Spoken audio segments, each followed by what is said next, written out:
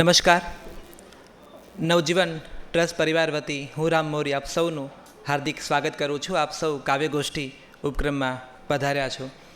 ગુજરાતી ભાષાની કવિતાઓ ઉજવાય, આ કવિતાઓ વિશે વાતો થાય, કવિ આ કવિતાના ખૂણા પર દીવો કરીને ભાવકને લઈ જાય, એ આ ઉપક્રમનો મુખ્ય હેતુ છે. જીવનના કયા પડાવે આ કવિતાએ કવિનો સાથ લીધો અને આ કવિતા ભાવક સુધી કયા સ્વરૂપે પહોંચીને આ આખી યાત્રામાં પૂર્વસૂરીઓને સમકાલીન કેવી રીતે જોડાયા એની પણ એક અદ્ભુત રમત હોય છે, અદ્ભુત એની કથા છે. ગામ બદલાય, શહેર બદલાય એમ કવિતાનો વિસ્તાર પણ બદલાતો હોય છે. ઘાટ ઘાટના પાણી કવિતા અને કવિ બંને પીતા હોય છે. અને આ દરેક ઘાટની કથાઓ આજે આપણે ઉલેચવા ભેગા થયા છીએ. તો આજે કાવ્યગોષ્ઠીના આ 11મા મણકામાં કવિ શ્રી કૃષ્ણ દવેનું અમે હાર્દિકપૂર્વક સ્વાગત કરીએ છીએ. આપ મંચ ઉપર પોતાનું સ્થાન ગ્રહણ કરો. કૃષ્ણ દવે ગુજરાતી ભાષાના જાણીતા ગઝલકાર, ગીતકાર કૃષ્ણ દવે આપણી વચ્ચે ઉપસ્થિત છે. આપનું સ્વાગત કરીએ છીએ કવિ. કાવ્યગોષ્ઠીની એક બીજી વિશેષ પરંપરા કે જ્યાં સમકાલીન અને પૂર્વસૂરીઓ વિશે આ નવી પેઢી વાત કરે. નવી પેઢી પોતાની કાલી ઘેલી ભાષામાં પોતે કઈ બારીથી આકાશને જુએ છે. માનવકોલે એક જગ્યાએ બહુ સરસ વાત કરી છે કે આકાશ બહુ મોટું છે. ચકલીની જેમ, ચકલી છે ને એક દાણો ચણે છે, પણ એ ચકલીને તમે જો રોટલી આપો છો તો આખી રોટલી નથી ખાતી, એ બનેલી રોટલીમાં પણ ચકલી દાણો શોધે છે. અને માણસ જીવવા માટે આખું આકાશ નથી જીવતો, એ તો માત્ર જીવે છે પોતાની બારીમાંથી દેખાતું આકાશ. તો આ નવી પેઢી જે પોતાની બારીમાંથી દેખાતા કવિને જોવા ટેવાયેલી છે અને એ જોવું એ એનું કર્મ છે. તો એ પરંપરામાં હું ઋષિ દવેને વિનંતી કરીશ મંચ ઉપર પોતાનું સ્થાન ગ્રહણ કરે. ઋષિ દવે ગુજરાતી ભાષાને કેટલાક તરોતાજા નવી કલમ મળી છે, એમાંના ઋષિ એક છે. દવે બેલડી આજે મંચ ઉપર બેઠી છે અને કવિતા વિશે આપણી સાથે વાત કરવાની છે. તો સૌથી પહેલાં કવિ પરિચય માટે હું ઋષિ દવેને વિનંતી કરું કે આપ પધારો અને કૃષ્ણ દવેની કવિતા વિશે અને કૃષ્ણ દવે વિશે તમારી મનગમતી વાતો અમારી સાથે વહેંચો. ઋષિ દવે.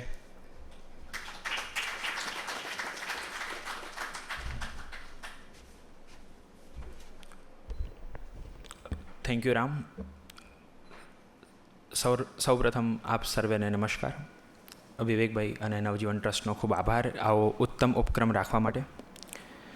આજે થોડા દ્રશ્યો તમારી સામે મૂકવાના છે. તમે કલ્પના કરો કે એક બાજુ કવિ કૃષ્ણ દવે રંધો ખેંચી રહ્યા છે અને સામે એમના ખભેથી ખભો મિલાવીને ગુજરાતના મૂર્ધન્ય સાહિત્યકાર રઘુવીર ચૌધરી એમનો હાથ મિલાઈ રહ્યા છે, એટલે કે વધારે સપોર્ટ કરી રહ્યા છે. આ બંને દ્રશ્ય એક જ સાથે આપણે જોઈ રહ્યા છીએ. આ ખરેખર ફર્નિચર નહોતું બની રહ્યું, આ ગુજરાતી સાહિત્યનું મંથન થઈ રહ્યું હતું અને એ મંથનમાંથી આપણને ઘણી કવિતાઓ મળી છે. તો આ દ્રશ્ય અહીંયા ઊભું કઈ રીતે થયું એના વિશેની વાત કરવાની છે. તો એના માટે પહેલાં હું તમને એમના ભૂતકાળમાં લઈ જાઉં. આપણે નહીં ઘણું ફ્લેશબેકમાં જવું પડતું હોય કે હા પહેલાં ઘટના થઈ તો એ કઈ રીતે થઈ, તો એ જાણવા માટે ફ્લેશબેકમાં જતા હોઈએ. તો આજે થોડો ફ્લેશબેક કે વાત શરૂ થાય છે કે 7મું ધોરણ ભણ્યા પછી એક યુવાન પોતાના ગામ ઘારીથી ભાવનગર જાય છે સુથારી કામ શીખવા માટે. હવે સુથારી કામ શીખે છે એટલે એમના સરે કીધું કે તું એક કામ કરી, અહીંયા રોજગાર કચેરી છે તો ત્યાં જઈને તારી નોંધણી કરાવી દે. એટલે કવિ નોંધણી કરાવી દે છે અને પછી પોતાના ગામ પાછા આવે છે. હવે એ સમયના અનુરૂપ એટલે કે સુપડા, લાકડી, ધોકા એ બધું કવિ બનાવે અને ગામમાં વેચવા જાય. વેચવા જતાં એક દિવસ એવું થયું કે એમને જાણ મળી કે અમદાવાદમાં એક ખાનગી કંપનીમાં એક વેકન્સી આવી છે. બસ કવિને આટલું ખબર પડે છે એટલે કવિ અમદાવાદ પહોંચે છે. અમદાવાદ પહોંચે છે એટલે ભાવનગરથી સંભાવનાના નગરમાં પહોંચે છે કે ઇન્ટરવ્યૂ આપે પણ નોકરી નથી મળતી. એટલે થોડા હતાશ અને નિરાશ, કેમ કે એક છેક ત્યાંથી જર્ની કરીને અહીંયા આવ્યા અને હવે નોકરી નથી મળતી એટલે થોડા નિરાશ હોય છે એટલે પાછા ગામ જવા માટે જતા હોય છે. પણ એમને એવું થયું કે અહીંયા આવ્યો છું તો હવે કે લાવ ને મારો ભાઈ છે જે ભાવની જર સંસ્થામાં ભણી રહ્યો છે તો એને મળતો જવું. એટલે એને મળવા જાય છે. એને મળવા જાય છે ત્યારે એ સમયે ત્યાંના ગુરુજી કૃષ્ણ દવેને કહે છે કે શું કરે છે તું? એટલે કે આ મારો થેલો છે, એમાં સુથારી કામના બધા ઓજાર છે. તો કે અહીંયા રોકાઈ જાય ને, તું ઘરે ના જા. કે કેમ? કે આટલું મોટું શહેર છે તો તને થોડું ઘણું નાનું મોટું ક્યાંક ને ક્યાંક કામ મળતું રહેશે. અને કૃષ્ણ દવે રોકાઈ જાય છે. અને બસ બને છે પણ એવું કે ઘરે ઘરે નાનું મોટું કંઈક ના કંઈક કામ મળતું રહ્યું. અને એ કામ મળતા અચાનક પેલી જે ભાવનગરમાં નોંધણી કરાવી હતી ને, ત્યાંથી એમને સમાચાર મળે છે કે અમદાવાદમાં આરબીઆઈ બેંકમાં સુથાર કામ તરીકે એમની જ્યારે નોંધણી કરાવી હતી તો એમને સુથાર તરીકેની નોકરી મળી જાય છે અમદાવાદમાં. નોકરી ચાલુ થાય. નોકરીની સાથે સાથે ભણે અને એસએસસી પાસ કરે. એસએસસી પાસ કરેલે જે બેંકમાં એ સુથારી કામ તરીકે નોકરી લાગ્યા હતા, હવે એ ત્યાં ક્લાર્ક તરીકે નોકરી લાગે છે. બસ પછી શું, એ ક્લાર્ક તરીકેની નોકરી લગભગ 40 વર્ષ અને 3 મહિના સુધી ચાલી. એટલે કવિ જ્યાં સુધી રહ્યા ત્યાં સુધી એઝ અ ક્લાર્ક તરીકે ત્યાં રહ્યા અને છેક હમણાં કવિએ રિટાયરમેન્ટ જાહેર કર્યું. પણ મારે કૃષ્ણ દવેની વાત કરતાં પહેલાં કવિતાની વાત કરવાની છે કે કૃષ્ણ દવે જ્યારે ઘરે ઘરે સુથારી કામ કરવા જતા ને, ત્યારે સાયકલના પેન્ડલની સાથે સાથે એક ઘરેથી બીજા ઘરે સાયકલ લઈને જતા. તો પેન્ડલ મારતા જાય ને, એ લયની સાથે સાથે એમને ક્યાંકથી પંક્તિ આવતી હતી. ભાવેશભાઈ બેઠા છે એટલે એમને ખબર છે કે પંક્તિ ક્યાંથી આવે છે. એમ કવિને પંક્તિ ક્યાંથી આવતી હતી એ કવિ કહેશે જ એમની વાતમાં. આ પંક્તિઓ એ લખે અને એની કવિતા બનાવવાનો પ્રયત્ન કરે. આ હું બહુ જવાબદારીપૂર્વક કહું છું કે કવિતા બનાવવાનો પ્રયત્ન કરે, કારણ કે હજુ કવિતા પરિપક્વ બની નથી. પણ એ જે લખતા એ એમના એક મિત્ર છે વિજય આર્ટોરા. એ વિજય આર્ટોરાને બતાવતા. એક દિવસ વિજય આર્ટોરાએ કહ્યું કે તમારે બુદ્ધ સભામાં જવું જોઈએ. અને કવિના કાને પડ્યો પેલો ગુરુ મંત્ર કહેવાય ને, કે જેમ ગુરુ મંત્ર આપે અને આપણે દિશા બદલાય, એમ કવિની દિશા આ બુદ્ધ સભાથી બદલાઈ.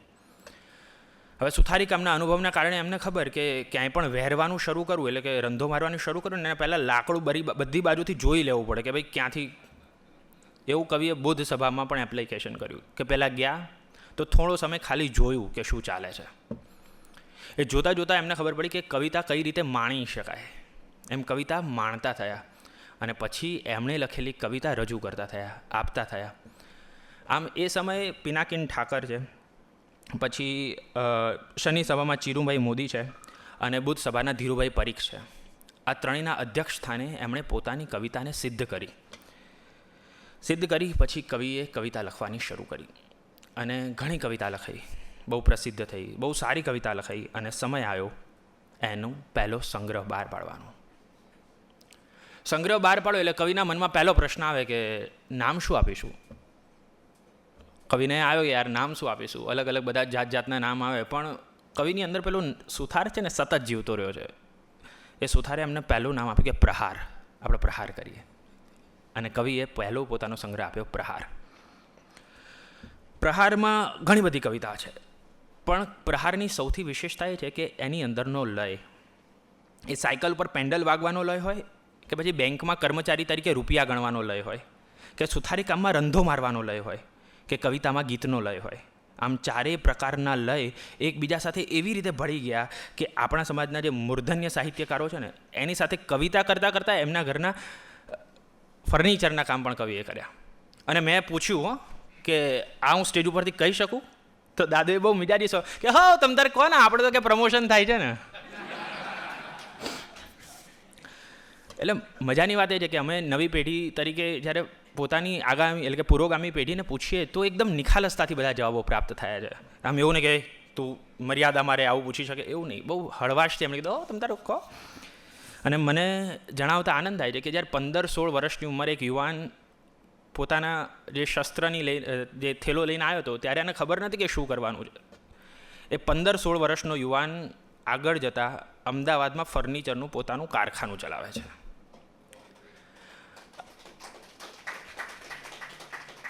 અને વાત અહીંયાથી અટકતી નથી. એ પોતે તો કારખાનું ચલાવે જ છે, પણ એમનો છોકરો ફિલ્મ મેકિંગ કરે છે અને એનું પહેલું ફિલ્મ આવે છે અને એનું નામ પણ કારખાનું છે. પાર્થ અહીંયા ઉપસ્થિત છે.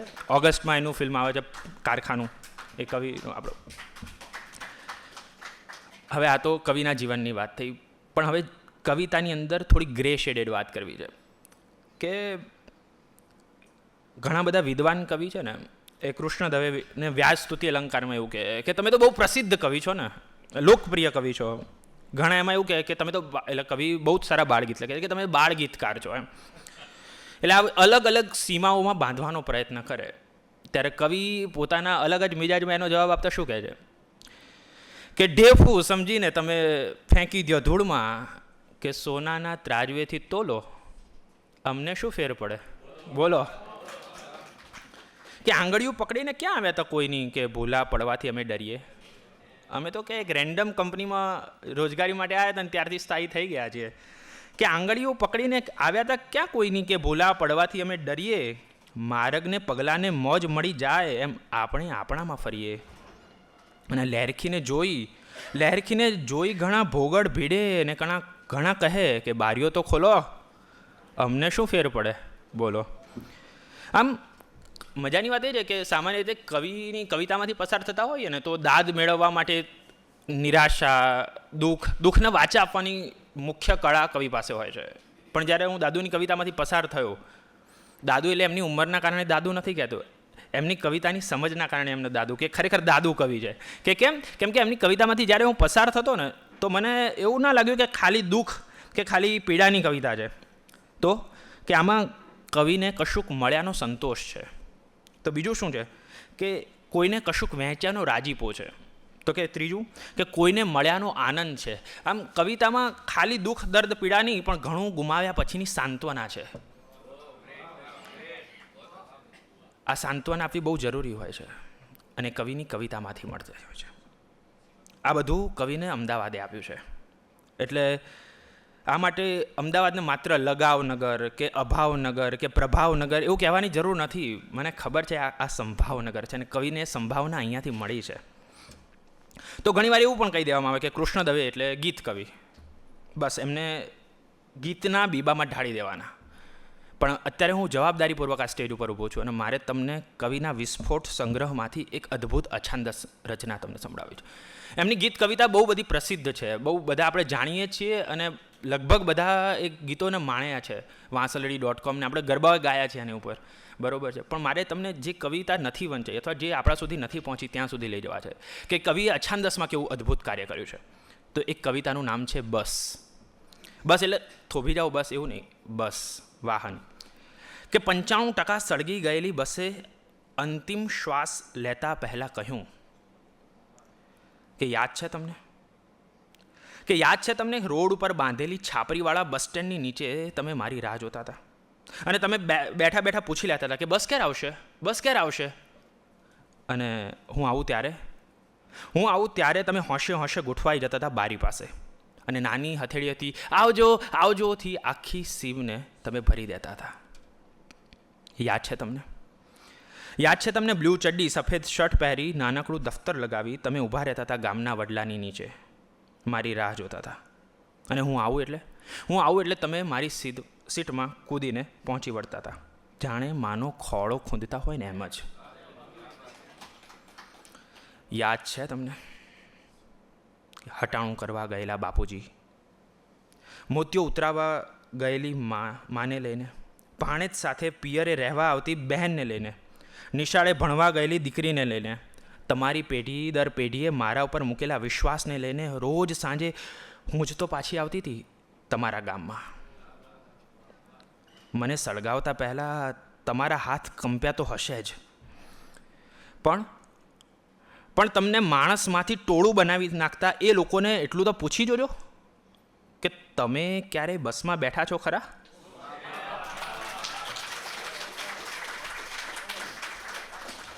તો આ કવિની તાકાત છે, આ એની ગીત સિવાયની કવિતાની તાકાત છે કે આપણા સુધી હજુ એ બરાબર રીતે પહોંચી નથી. તો એ આપણી ફરજ આવે કે આપણે ત્યાં સુધી પહોંચીએ.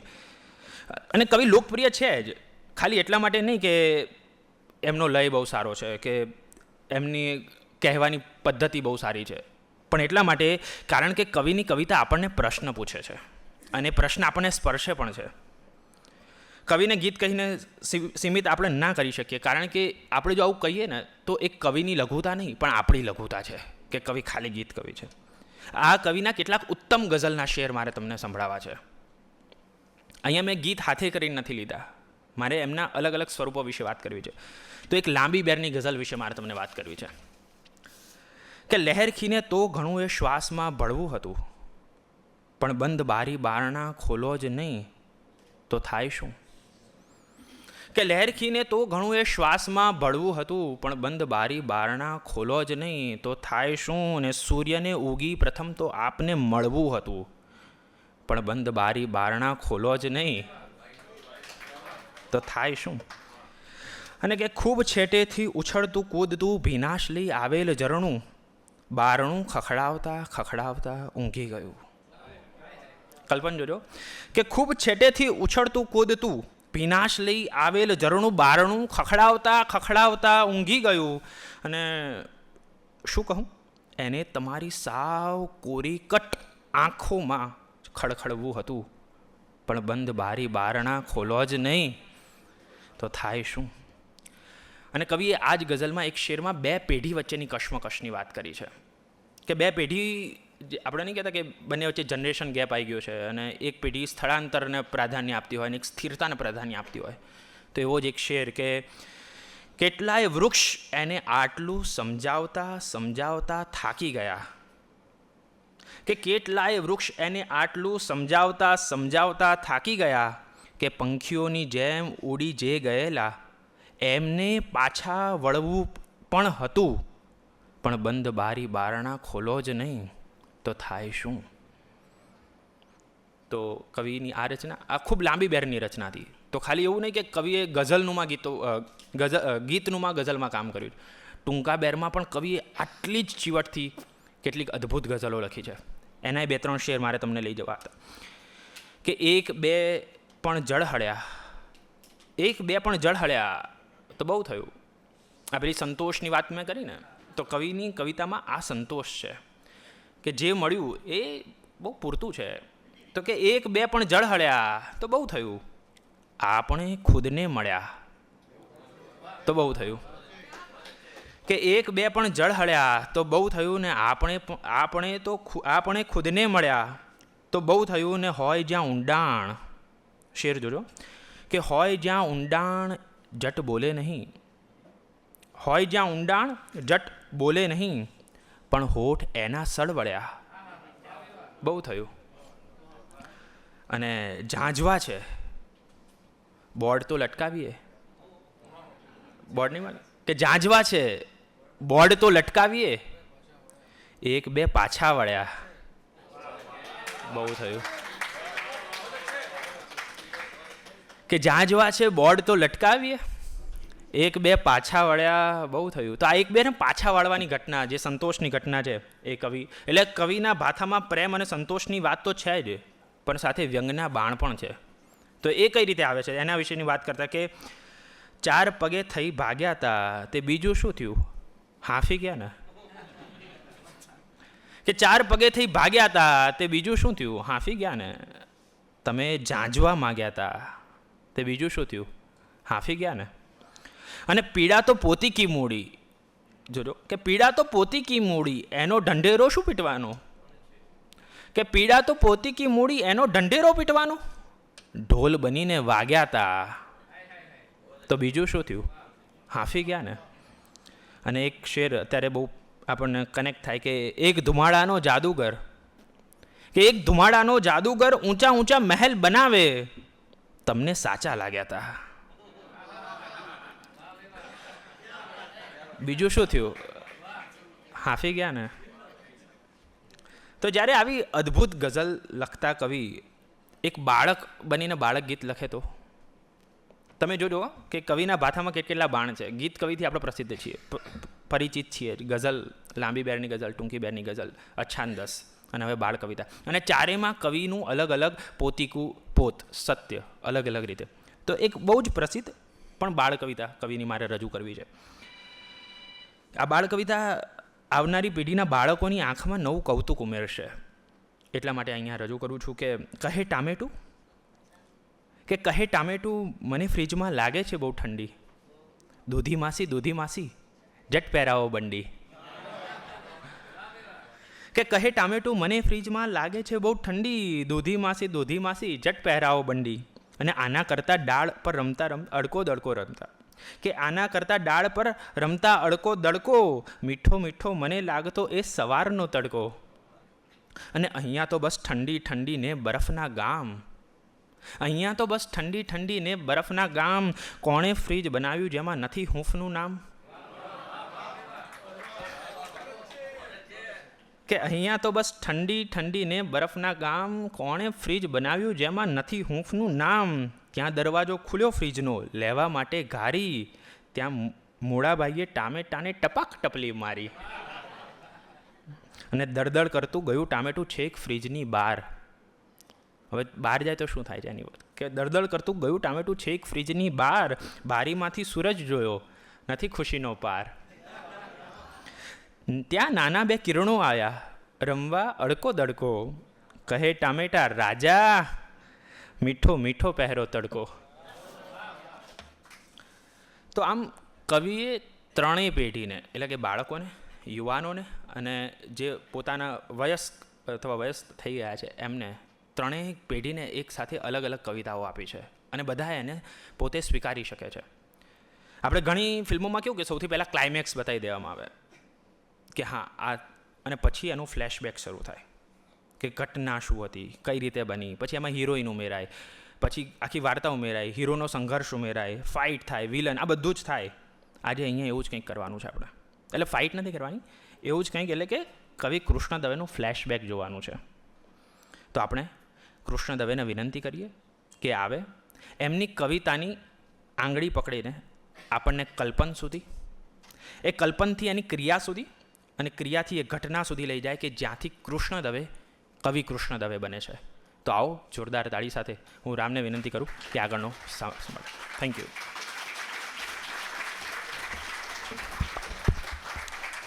આભાર ઋષિ દવે. પૂર્વસૂરીનો અવાજ ઝીલવાની વાત છે ને, એની સાથે આપણે કેટલું વાંચીએ છીએ એ પ્રશ્ન હંમેશા આવે. લખનારે પોતાની જાતને સતત પૂછવો જોઈએ એવો સવાલ છે કે તમે કેટલું વાંચો છો. તમે તમારી પેઢીનું તો વાંચો, તમારી આસપાસ લખાતું સાહિત્ય વાંચો, ને તમારા પૂર્વસૂરીને કેટલા તમે ઘૂંટ્યા છે એની બહુ મજાની વાત મળે છે. કલાપી કહે છે કે તે પંખીની ઉપર પથ્થરો ફેંકતા ફેંકી દીધો, છૂટ્યો તેને અરર પડી ફાળ હૈયા મહીતો. હવે કલાપીની એ વાત કલાપી જ્યારે લખી ત્યારે લખી, પણ મારી ભાષાનો આ યુવા કવિ ઋષિ દવે જ્યારે લખે છે, વાત કલાપીની છે. એ કહે છે કે પંખી ઉપર પથ્થરો ફેંકતા ફેંકી દીધો, પણ એ વિવશતામાં આ ઋષિ દશરથ રાજાને લઈ આવે છે. એ વિવશતા સાથે શ્રવણના માતા પિતાના સંદર્ભને પણ જોડે છે, અને ક્યાંક દૂર ગેબમાં કલાપી મરક મરક સ્મિત કરે છે. અને ઋષિ કહે છે મને કે છૂટી ગયું ટેબવશ એક તીર પછી સ્ફૂર્યું, અરે રે રે રે. છૂટી ગયું ટેબવશ એક તીર પછી સ્ફૂર્યું, અરે રે રે. વિવશતા કહે શિકારીને હવે હું શ્રાપ શું આપું. આ જુઓ તમે, પૂર્વસૂરી સાથેનો સમકાલીનનો સંબંધ જુઓ. અને બે પેઢી સાથે જોડાતી હોય મંચ ઉપર. અહીંયા હું ધોળા છે એટલે દાદા નહીં કહું, પણ જુઓ કાઠિયાવાડમાં એક શબ્દ છે ઘરડા, બરાબર, ઘરડા, વૃદ્ધો માટે વાત કરવામાં આવી છે. તો કવિ ઋષિ દવે પાછા કહે છે, આજે ઋષિ ઉપક્રમ નથી પણ ખાસ મને થયું કે ઋષિની આ વાત હું જોડું, કે 25 વર્ષે, લગભગ 25 વર્ષે તાળા ઉપરની ધૂળ ખંખેરી ઘરને તાળું માર્યું. તાળા ઉપરની ધૂળ ખંખેરી ઘરને તાળું માર્યું, ઘરમાં અંધારું ધબ. ઘરડિયા ખરેખર દીવા જેવા હોય છે. આ ઋષિ દવે હતા જેને આપણી સામે કૃષ્ણ દવેને રજૂ કર્યા. કૃષ્ણ દવે ગુજરાતી ભાષાના બહુ ગમી જાય એવા કવિ, સહજતા સાથે એનું સરનામું જોડાયેલું છે. એની કવિતા એ બિલકુલ ભાર વગર આવે છે.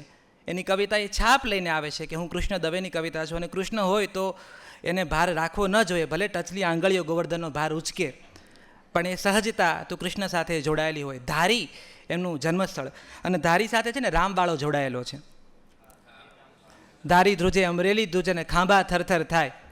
એ રામવાળો જે દોમ દોમ સાહેબીના દાબડા દબામભેર લૂંટતો હતો એ રામ હતો, અને આ કૃષ્ણ છે જે દાદને લૂંટે છે. ઋષિએ બાળકાવ્યોની વાત કરી. કૃષ્ણ દવેના બાળકાવ્યો જ્યારે આપણે વાંચીએ ને ત્યારે આપણને સમજાય કે એણે બહુ યાદ રાખ્યું છે કે હું બાળક માટે કવિતા લખું છું, પણ બાળક બનીને મારે કવિતા કહેવાની છે, મારે વડીલ બની. ગીજુભાઈ જ્યારે વાર્તા લખે ત્યારે ગીજુભાઈને બિલકુલ ખબર છે કે આ બાળક વાંચવાનું છે, પણ ત્યાં તમને એ મૂછાળી માં દેખાય, એ અનુભવની આંખ ન દેખાય કે હવે હું જગતનું જ્ઞાન તમને પીરસું છું. ત્યારે 2006માં એ વાંસળડી.com, જ્યારે અમારી પાસે .com પહોંચ્યું પણ નહોતું, ત્યારે કૃષ્ણ દવે વાંસળડી.comમાં આખું વ્રજ લઈ આવ્યા હતા આપણી પાસે. અને આ કવિ કુહાડીની આ જે ધાર છે ચળકતી, એના ઉપર કૂંપળ જેવી કથાઓ તરતી મૂકે છે. કૃષ્ણ દવે એક એવા કવિ છે જે બાવળને કંટાળો આવે, એના બાવળને કંટાળો આવે ની સુગરીને પૂછે કે આ માળો પૂરો ક્યારે કરવાનો છે. આ બિલ્ડરો હિસાબ માગે, પણ એ તો બાવળ પણ હિસાબ માગે છે. આ કૃષ્ણ દવેની કવિતા છે. એ બારીમાંથી જુએ કે વાદળ જાય છે તો વાદળને પૂછે પણ આ કવિ કે હવે ભીંજાવાનું શું લેવાનું છે, ભીંજાવું છે કે કેમ, તું ભીંજવે છે કેમ. તો વાદળ સામો ભાવકને સવાલ પૂછે, પણ તું ભીંજાઈશ, કારણ કે તમારી આખી પેઢીને રેનકોટની ટેવ પડી છે. આ કૃષ્ણ દવેની કવિતા છે. તો આવો કૃષ્ણ દવે, અમારી સમક્ષ તમારા એ કટાક્ષ કાવ્યો, તમારા વ્યંગ કાવ્યો, તમારા એ ગીતો અને બાળગીતોને રમતા મૂકો. કૃષ્ણ દવે.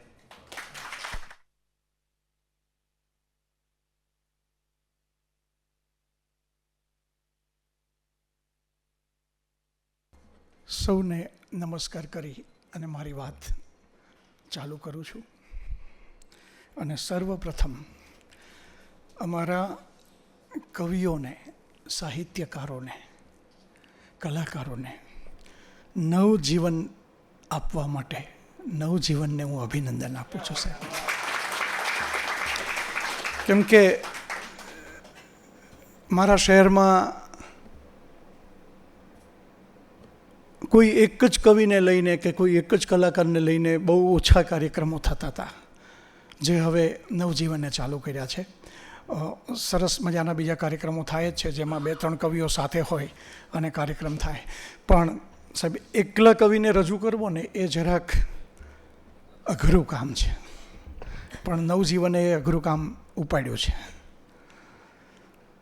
તો ઋષિભાઈએ મારા વિશે વાત કરી, એટલે હું મૂળ મારું વતન ધારી એમ કહું છું. આમ મારો જન્મ ચલાલા અને સાવરકુંડલાની વચ્ચે એક દીતલા નામનું ગામ છે, ત્યાં થયેલો. પણ પછી હું મારું બચપણ બધું ધારીમાં ગયું, એટલે હું ધારીને મારું વતન ગણાવું છું. ત્યાંની શેત્રુજી નદી, એમાં નાહવાનો ખૂબ લાવો લીધો છે. 7 ધોરણ સુધી ત્યાં ભણ્યો. ત્યાર પછી હું રાજુલામાં તત્વજ્યોતિ નામની સંસ્થા હતી, જે સ્વાધ્યાયની સંસ્થા, ત્યાં ગયો. ત્યાં સંસ્કૃતના સ્તોત્રો, કર્મકાંડ, એ બધું હું 1.5 વર્ષ સુધી હું ભણ્યો. પણ પછી ત્યાંથી હું નીકળી જવાનું થયું મારે. અને એ સમય દરમિયાન ફરીવાર પાછો ધારી આવ્યો, અને ધારીમાં મેં થોડો સમય કર્મકાંડનું કામ પણ કર્યું. એટલે સત્યનારાયણની કથા કરવા પણ હું જતો. પછી અચાનક જ સુથારી કામની ટ્રેનિંગ મેં લીધી ભાવનગરમાં, જિલ્લા તાલીમ અને સેવા કેન્દ્રમાં, જે અત્યારે ITI સ્વરૂપે છે. ત્યાં 1 વર્ષનો કોર્સ કર્યો મેં ભાવનગરમાં. અને સૌથી પહેલાં જ એ લોકોએ અમને જે જોબ બનાવવા આપેલો એ ધોકો હતો.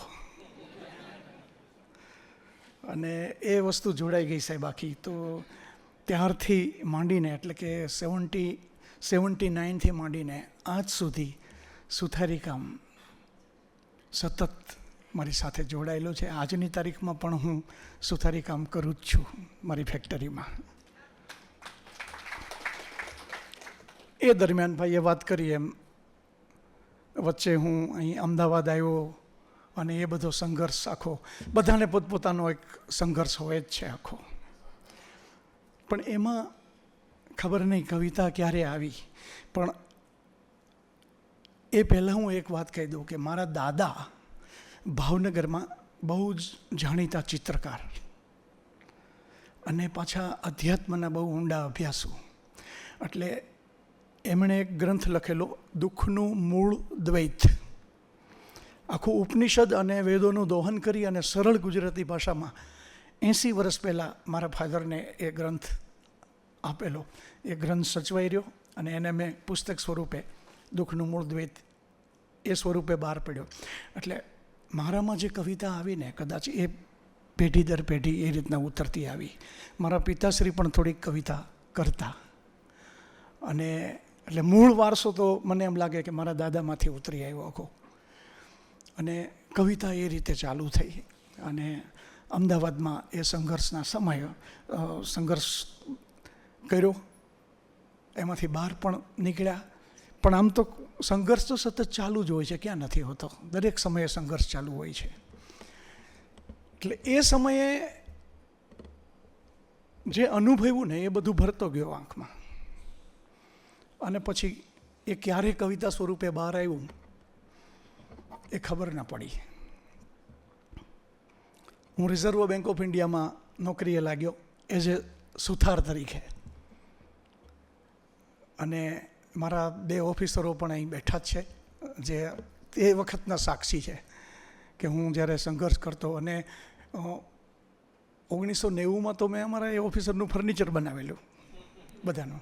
અને જે વાત ભાઈએ કરીને રઘુવીરભાઈની વાત, તો એ હું તમને કહી દઉં સાથે સાથે કે મેં બહુ બધા સાહિત્યકારોના ફર્નિચર બનાવ્યા, બહુ જ બધા. એટલી આમ યાદ કરું તો એવી પ્રસન્નતા થઈ જાય. સાહેબ હરિવલ્લભ ભાયાણી સાહેબનું ફર્નિચર મેં બનાવ્યું. કેવી એમની આવકાર, કેવી પ્રસન્નતા એમની. રઘુવીરભાઈ મને કે આપણે પુસ્તકના ઘોડા બનાવવા છે. તો મેં કીધું પ્લાયવુડ લઈ આવીએ. તો મને કે ના, પ્લાયવુડ નહીં, મારે ત્યાં ખેતરમાં સુબાવાળો આવેલો છે કે ત્યાં. તો કે એ પાટિયા. મેં કીધું તો પછી એ પાટિયા વેરાવી નાખો. એ પાટિયા વેરાવ્યા અને પછી સાહેબ એમાં રંધો મારવો પડે ને, તો આજે કહેવામાં વાંધો નહીં, પણ રઘુવીરભાઈ મારી સામે રંધો ખેંચાવતા ધાર સીધી કરવા માટે. એ કહેવામાં વાંધો નહીં જાહેરમાં.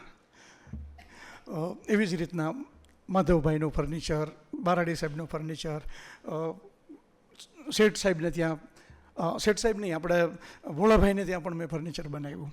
તો આ કામ કરતાં કરતાં આ કવિતાનું કામ પણ ચાલુ રહ્યું. પણ હવે કવિતા તરફ સીધા જ જઈએ. એ સમયમાં એટલે કે 1981-82ની હું વાત કરું છું. હું સુથારી કામ કરવા જતો થેલો લઈને, સાયકલ લઈને. તો એકવાર અચાનક એવી ઘટના બની ગઈ કે હું સૌરાષ્ટ્રમાંથી આવેલો નવો, મને કોઈ વાતની ખબર નહીં કે અમદાવાદમાં શું હોય. હું તો જતો રહ્યો સાયકલ લઈને. રિલીફ આપણે નહેરુ બ્રિજ ઉપર થઈ અને સીધો રિલીફ રોડ, દરિયાપુરમાં કામ રાખેલું મેં. તો હું જેવો રિલીફ 4 રસ્તા આવ્યો ને, તો મને મિલિટરીવાળાએ પકડી લીધો ત્યાં. મને કોઈ વાતની ખબર નહીં કે અમદાવાદમાં શું વાત થઈ છે, આખી વાત પકડી લીધો મને કે ક્યાંથી આવે છે, શું છે. કોઈ માણસો દેખાતા નહોતા.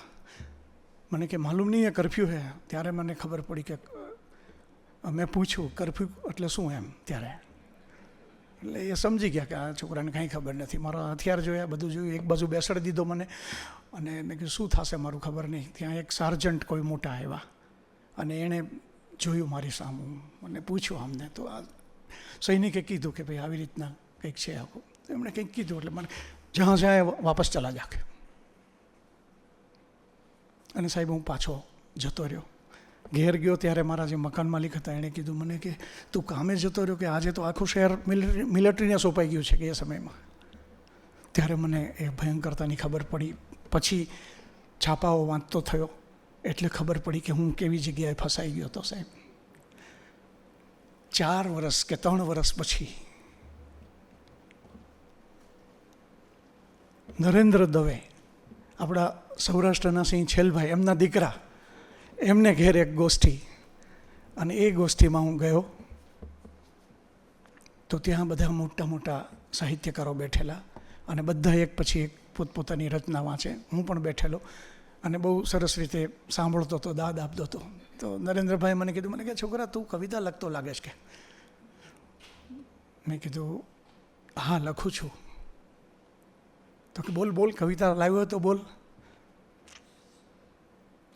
એ જે ઓડિયન્સમાં જે લોકો હતા એ કેકા શાસ્ત્રી, અશોક હર્ષ, પ્રિકંદ પરીખ સાહેબ, હરિપ્રસાદ વ્યાસ, આવા મોટા મોટા લોકો બધા, અને મોટા મોટા મરાઠીના સાહિત્યકારો, ઉર્દૂના સાહિત્યકારો, હિન્દીના સાહિત્યકારો, રામચેત વર્મા, કિશોર કાબરા, આ બધા કવિઓ. અને એની વચ્ચે હું સાવ બાળક, અને મને કવિતા રજૂ કરવાનું કીધું સાહેબ, અને મેં જે કવિતા રજૂ કરી એ કંઈક આવી હતી. અકલ્પ્ય રાત, અકલ્પ્ય રાત અંધકાર ધાર ધાર લઈ છરા કરે બધું માર માર, ચીસ ચીસા ચીસ નગર એમ ઉતરડાય, જેમ નોર ભેરવીને કોક મૃત પશુ તણાય, આમ તેમ દટાયેલ કયું વેર, સાતમે પતાળ સળવળે ને હલબલે બધું પોપડા ઉખાડી, યુગ યુગોના નીકળે ફૂફાડતું ને ખીચ ખીચો ખીચ નગર લાય લાય લાય. કે શ્વાસ ભેળવેલ વીસ, શ્વાસ ભેળવેલ વીસ, બધે ભીસ ભીસ ભીસ ડસે એકમેકને છતાંય ઉતરે ન રીસ, પછી એક બને પૂર એ હોય ગાંડું તૂર, બધું ચૂર ચૂર ચૂર ભરે લોઢ હરણ ફાળ, કરે નૃત્ય જેમ કાળ, નગર એમ ઢસેડાય ઘણું દૂર દૂર દૂર. કસે આમ કોણ હાથ, કસે આમ કોણ હાથ, નગર જોઈને અનાથ, પકડ ઓર જોર થાય ગળું ઓર દબાવાય, પછી કેમ તરફડાય, શ્વાસ વિહગ ઉડતાય પડે ટપ ટપો ટપ, સનન સન સનન વિંધાય ને માર્ગ પોળ શેરી નાકું, થાય ધાર ધાર ચાકુ, કોક હાથે ઊંચકાતું, ડેલી આંગણું ને ઓસરીને ઓરડા, પછી તો ચીખ ચીખ ચીખ નહીં, સહેજમાં બધું ચીરાતું, એમ નગર ખેરવાતું, એમ નગર ખેરવાતું, માત્ર રહે પર્ણહીન છાલહીન ડાળહીન, કોક સુકાયેલ અકાળે વિશાળ વૃક્ષના ઠૂંઠા સમૂહ, વિશાળ વૃક્ષના ઠૂંઠા સમૂહ. તો આ રચના રજૂ કરી, અને સાહેબ બધાએ પ્રેમથી વડીલોએ મને ઊંચકી લીધો. હવે તમને સંદર્ભ પેલો મળ્યો કે હું પેલા તોફાનમાં ફસાઈ ગયો મિલિટરીમાં. એ વખતની જોયેલી 3-4 વર્ષ પછી આ રચના આવી. બુદ્ધ સભામાં વાંચી આ રચના, ત્યારે ધીરુભાઈએ મને કીધું, મને કે આ ગુલબંકી છંદમાં લખાયેલી કવિતા છે. છંદની તો મને આજની તારીખમાં ખબર નથી પડતી ક્યારે કે કયા છંદમાં હું લખું છું, પણ સ્તોત્રો મોઢે કરવાને કારણે અથવા તો લોકગીતો સતત ગણગણવાને કારણે કાન બરાબર કેળવાયેલો છે. એટલે આ રચના ગુલબંકી છંદમાં, અને ગુલબંકી છંદમાં તાંડવ પણ લખાયેલું છે. તો આ રચના આ રીતે આવી. એ જે કશ્મકશ એ સમયની જીવવાની હતી સાહેબ આખી. અને મારા રિઝર્વ બેંકમાં મારા એક સાહેબ હતા, ઇન્દુભાઈ પરમાર ઓઝા સાહેબ. તો એ ઇન્દુભાઈ પોતે પણ બહુ સારા કવિ. તો હું એમને પોતાની રચના બતાવું હંમેશા. એક વખત એવું બન્યું કે મારી રચના કોઈ એક ભાઈ સંભળાવતા હતા, અને ભૂલી ગયા અચાનક. અને એમણે પાછું એવું કીધેલું કે એમ કે આ એક રિઝર્વ બેંકના, એકચ્યુઅલી હું ક્લાસ 4માં હતો એટલે પટ્ટાવાળો જ ગણાવું આમ તો કે રિઝર્વ બેંકના પટ્ટાવાળાએ આ કવિતા લખી શકે. એટલે એ બોલતા બોલતા કંઈક ભૂલી ગયા, એટલે મેં તરત જ કવિતા પૂરી કરી, અને મેં કીધું એ પટ્ટાવાળો હું જ છું, મેં કીધું. અને સાહેબ એ કવિતા કઈ હતી હું તમને કહું કે સમય નામના ઘાટ ઉપર, સમય નામના ઘાટ ઉપર સંબંધોના લીસા પથ્થર પર ધોવાના બહાના હેઠળ પીટાતો માણસ મેં જોયો છે, તે જોયો છે. કે શેરી વચ્ચે ખુલ્લમ ખુલ્લા બાળક જેવી રમત રમીને ગોળ કુંડાળે શોધી કાઢી તાકીને ઈટાતો માણસ મેં જોયો છે, તે જોયો છે. આપણે તો કેવા આપણા કુંડાળામાં સરસ મજાના સ્થિર હોઈએ, કોને ખબર છે કે ક્યારે અંટાઈ જશું કોનાથી, આપણને કોણ તાકતું હશે કોને ખબર છે સાહેબ આખી. અને હું સવારમાં પોસ્ટર બનાવતો પેલા લગાડવા માટે, રૂમમાં લગાડવા માટેના. અને પછી એનો થપ્પો કરી અને હું રિલીફ રોડ અને ત્યાં બધે ઊભો રહેતો વેચવા માટે. અને સાંજે લો ગાર્ડન પાસે ઊભો રહેતો. તો ન વેચાય અને પાછા આવવું પડે બધું લઈને. તો એ કવિતામાં કેવી રીતે આવ્યું કે વાર વારના વાર કરી દે, કટકા 1000 કરી દે, કોક જુએ ને કોક ખરીદે, ના માંગો તે ફરી ફરી દે, અને છતાંય નહીં ખપેલા કાપડના તાકાની માફક, ફરી ફરી વીંટાતો માણસ મેં જોયો છે, તે જોયો છે સાહેબ. તમે સાહેબ એ જે વેપારીઓ છે સાહેબ, એની તમે પેલી તો જુઓ કે કેટલી શાંતિ, બહેનો કેટલું બધું વિખાવડાવે અને છતાં પણ કાંઈ ન લે ને એમનામ જતા રહે સાહેબ. આખું કેટલા સ્થિતપ્રજ્ઞ હોય એ લોકો આમ જોવા જાવ તો આપણા કરતા.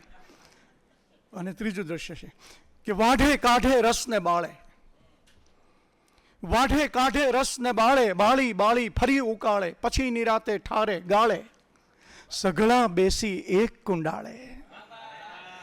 કે એ મહેફિલમાં વારે વારે, એ મહેફિલમાં વારે વારે, પ્યાલાઓમાં ભરી ભરી ઢીંચાતો માણસ મેં જોયો છે, તે જોયો છે.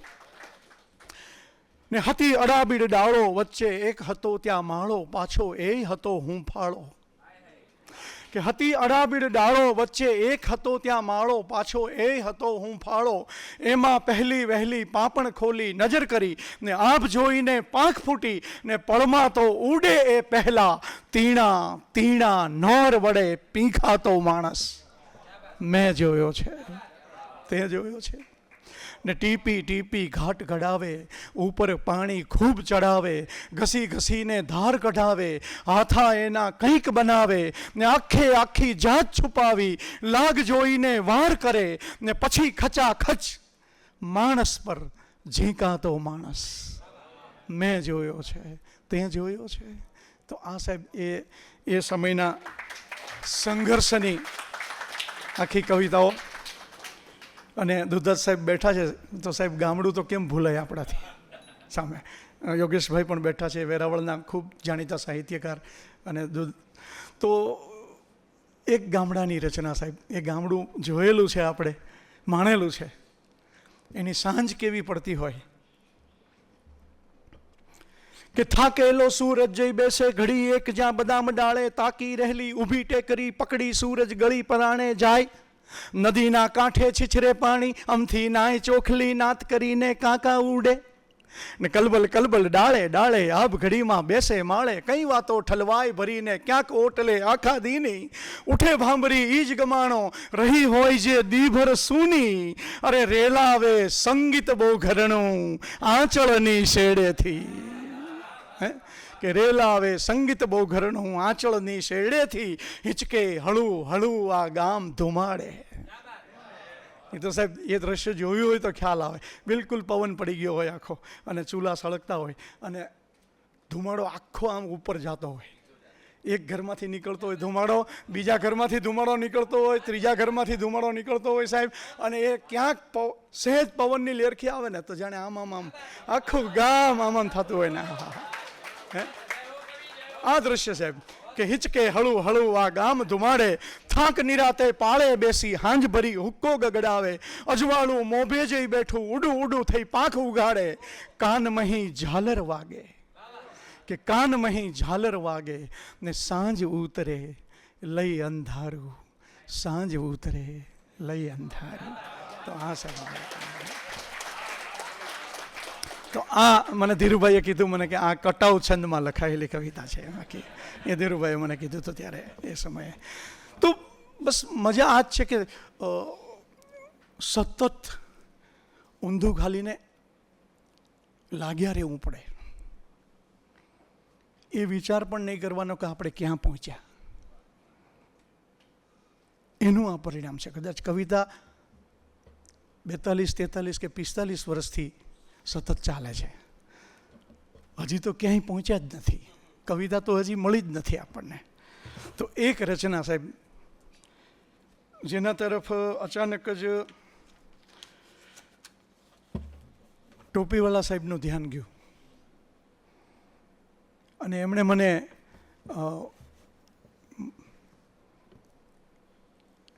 એક ઇનામ અપાવડાવ્યું. 333 રૂપિયાનું ઇનામ હતું સાહેબ. 333 હું એટલા માટે કહું છું કે પરિષદનું જે ઇનામ હોય છે એમાં એક ઇનામ જે હતું એ 2 ભાગે તો વેચાઈ ગયેલું હતું, પણ ટોપીવાળા સાહેબ કંઈક નહીં, આ પ્રહારને એક મળવું જ જોઈએ એમાં ઇનામ.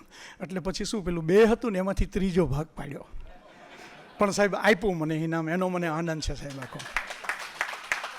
અને જે કવિતામાં એનું ધ્યાન ગયેલું એ કવિતા, નિરખ ત્યાં મરુથલે સહજ ઉગી શકે, વૃક્ષ પણ કોઈના એ સહારે નહીં. જુઓ સાહેબ, તમે લય બદલાતા રહે, દૃશ્યો બદલાતા રહે, આખી વસ્તુ બદલાતી રહે. એકનું એક જો થાય ને તો પછી એનું નામ ફેક્ટરી કહેવાય, સર્જન ન કહેવાય, તો પછી એનું નામ આખું.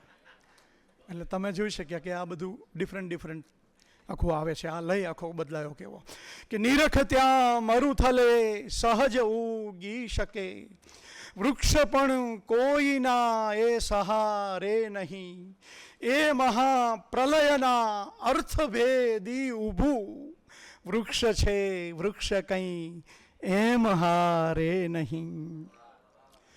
ટોચ પર કે પછી ગહન ઊંડાણમાં, મૃદુલ માટી અગર લોહ પાષાણમાં, બાળના પ્રથમ કો હાસ્ય જેવું ઉગી, વિકસવું તો સ્વયં વૃક્ષના પ્રાણમાં.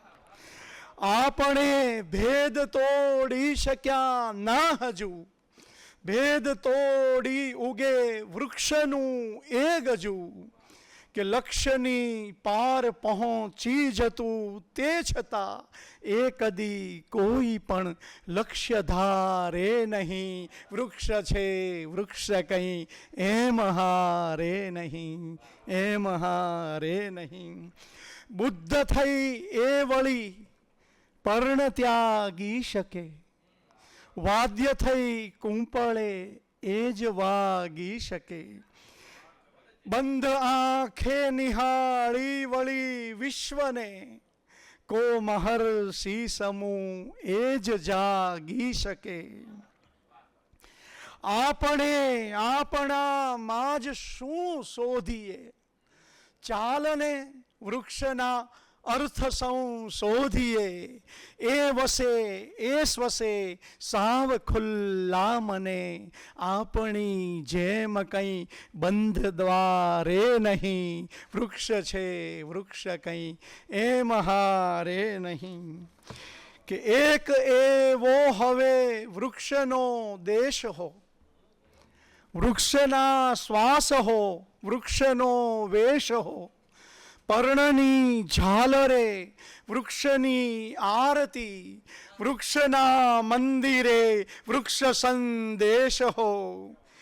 આપણે આપણી જાત પણ ના સહી, વૃક્ષને વૃક્ષની કોઈ સીમા નહીં, કે આપણે આપણામાં જ આ વૃક્ષને વાવીએ, તે પછી કંઈ વધારે નહીં, વૃક્ષ છે, વૃક્ષ કંઈ એમ હારે નહીં, વૃક્ષ છે, વૃક્ષ કંઈ એમ હારે નહીં. તો આ સાહેબ રચના થઈ આખી. અને મને ત્યારે પણ કીધું મને કે આ ઝૂલણા છંદમાં લખાયેલી કવિતા છે આખી. એમાં તો મજા પડે સાહેબ, એ બધું જે સાંભળેલું હોય ને પછી તો હા દૂર રાખું,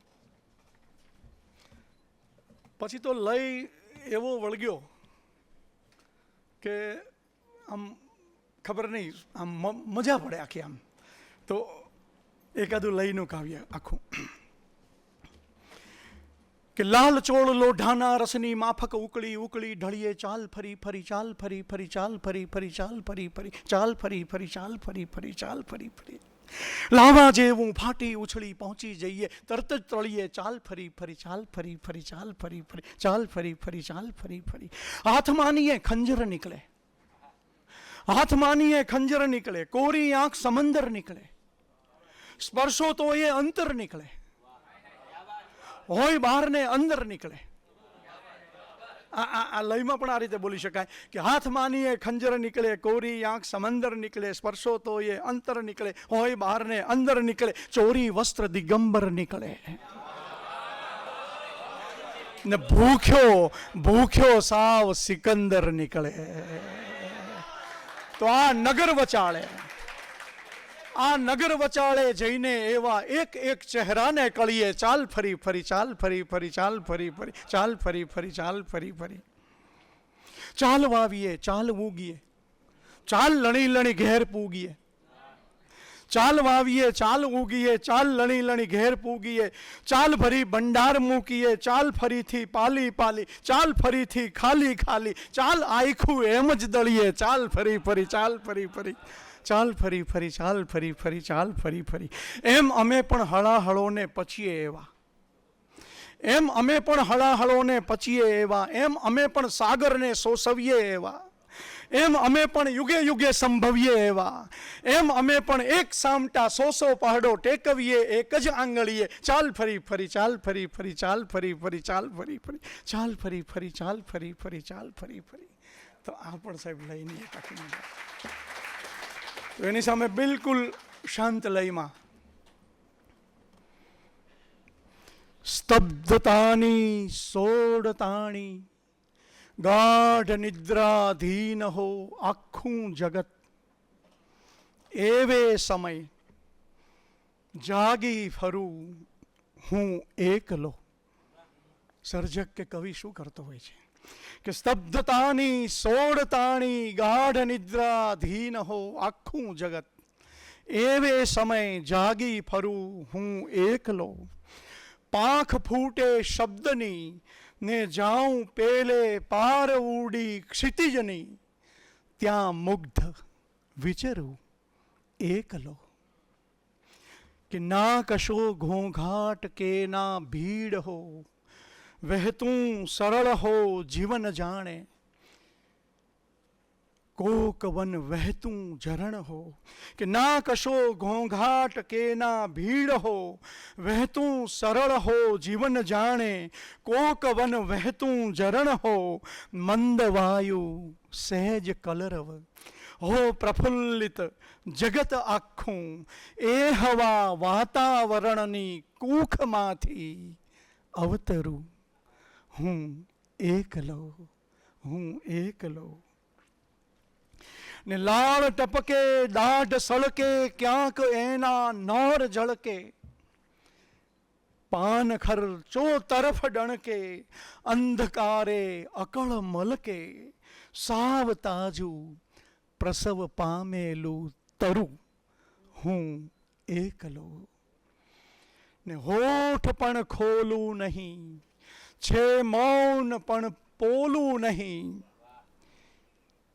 આંખ મીચેલી રહે ને એક પણ ઝોલું નહીં.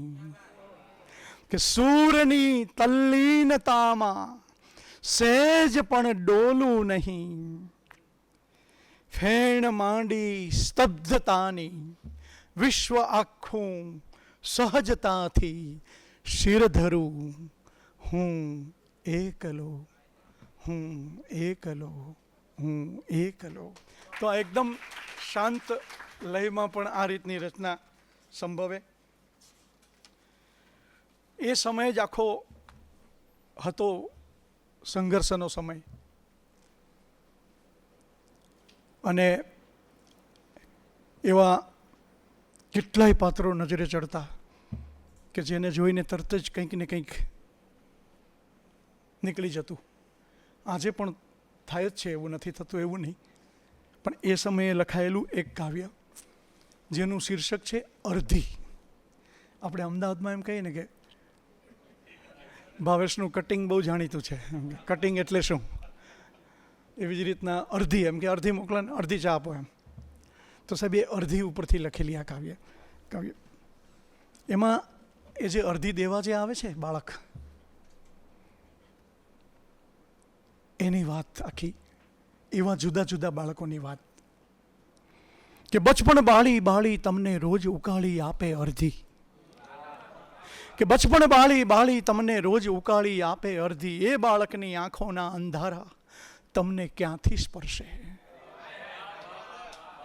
કે ક્યાંથી સ્પર્શે, આખું જીવતર ઘૂંટી ઘૂંટી ઘૂંટ ઘૂંટ પીનારા તમને ક્યાંથી સ્પર્શે.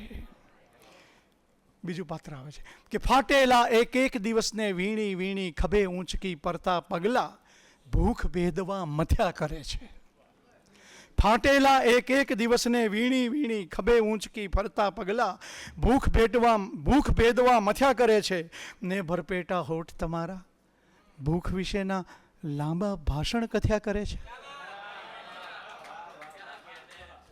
અરે ધગધગતી જઠરોની એ જ્વાળાઓના લબકારા તમને ક્યાંથી સ્પર્શે, કે તમે ટેરવાહીન નોરના સ્વામી છો ને, તમે ટેરવાહીન નોરના સ્વામી છો ને, લોહી નીકળતી દાઢોના અનુગામી છો ને, તમે સુવાળી ભાષાના આસામી છો ને, અને એટલે પથ્થરિયા ચહેરાની ભીતર ઊંડે ઊંડે સ્તબ્ધ બનીને માત્ર વેદના ભરી ભરીને વહી જતી એ ધારા તમને ક્યાંથી સ્પર્શે. ને પહેલાં તો એ બાળક જેવી ઈચ્છાઓને સમજાવે છે, ના સમજે તો ધમકાવે છે, પછી એ જ ઈચ્છાના ભોગે ઘસી ઘસીને કેટલા પદત્રાણોને ચમકાવે છે. આ પણ સાહેબ બાળક, કે પહેલાં તો એ બાળક જેવી ઈચ્છાઓને સમજાવે છે, ના સમજે તો ધમકાવે છે, પછી એ જ ઈચ્છાના ભોગે ઘસી ઘસીને કેટલા પદત્રાણોને ચમકાવે છે. છતાં તમારા આ આકાશે યુગો યુગોથી તોળાયેલા એ જ વાદળો સહેજ હૂંફ ક્યાં વરસાવે છે, અને ઘટામાં ઊંડાણેથી આશાથી ભરપૂર દૂરથી તાકી રહેલી આંખોના ચમકારા તમને ક્યાંથી સ્પર્શે. ને હળવે હાથે પંપાળીને ભૂખે એને પોઢાડ્યા છે, હળવે હાથે પંપાળીને ભૂખે એને પોઢાડ્યા છે. ને ભાંગેલા સ્વપ્નોને પાપણના ઓઢણ ઓઢાડ્યા છે. અને છતાં એ રોજ સવારે અંધારાના એ પથ્થર પર ઉઘડ્યા કરતા ડાળ વિનાના પુષ્પોના એ મહેક ભરેલા ક્યારા તમને ક્યાંથી સ્પર્શે. આખું જીવતર ઘૂંટી ઘૂંટી ઘૂંટ ઘૂંટ પીનારા તમને ક્યાંથી સ્પર્શે. આ પણ સાહેબ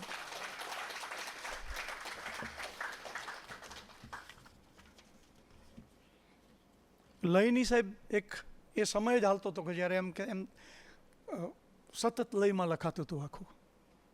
એક બીજું કાવ્ય હું લઈ લઉં સાથે, આપણા બધાના જીવનને લાગુ પડે એવું કાવ્ય આખું. ડંખ નહીં એકાદ ફૂંફાડે લીલાછમ વન બાળી મૂકે. ડંખ નહીં એકાદ ફૂંફાડે લીલાછમ વન બાળી મૂકે, એવા કાતિલ વિષ ધરનારાઓની વચ્ચે કોળાયો છું. દ્રશ્ય જોજો કે અને સતત લબકારા લેતી જ્વાળાઓ પર નજર પડે ત્યાં આંખ જ બાળે, એવા પડ પર ટીપે ટીપે ઢોળાયો છું. કે ભૂખી અંધારી આંખેથી આંતરડાની પથરાળી ખીણોના રસ્તે ખાલી ખમ ધબકારા દેતા છેક હૃદયના પોલાણેથી નસનસમાં ખુન્નસથી વ્યાપી વળું રક્તમાં ભળી શ્વાસમાં પ્રચંડ રવથી આવી છેક ગળામાં ઘોળાયો છું. છેક ગળામાં ઘણું બોલવું હોય પણ ના બોલી શકાય સાહેબ આખું. ને હતો એ જ હું માટી જેની મહેક હતી મગમગતી, હતો એ જ હું માટી જેની મેઘ હતી મગમગતી, ને હા એ જ હતો હું ક્યારી જેમાં ઈચ્છાઓ સળવળતી. તમને કશું ખબર છે? અરે કશું ખબર છે? આમ તમારા ડામરના પગલાઓ નીચે અધખુલ્લી ઈચ્છાઓ સાથે સ્તબ્ધ બનીને રોળાયો છું. ને નહીં એટલા સાચું એ પણ થાવું નહોતું. ને થાવું તું તોય મારે સ્વર્ગ સુધી પ્રસરાવું નહોતું. ને પ્રસરાવું તું તોય ખુલ્લા મોઢેથી ચર્ચાવું નહોતું. તેમ છતાંય બધું થયાના એ પરિણામે કંઈક વશિષ્ઠો ને વિશ્વામિત્રોની વચ્ચે હરિશ્ચંદ્રના અગણિત વેશે અહીં ત્યહીં ફંગોળાયો છું. અહીં ત્યહીં ફંગોળાયો છું. કે ધરબી નક્કર બનતું ગયું એટલું કે આવેલું યાદ અમારું પહાડપણું. કે ધરબી નક્કર બનતું ગયું એટલું કે આવેલું યાદ અમારું પહાડપણું. ને છેવટ તો પરિણમતું સગળું પથ્થરની ભાષામાં ભમતું જઈને પહોંચ્યું તળિયે.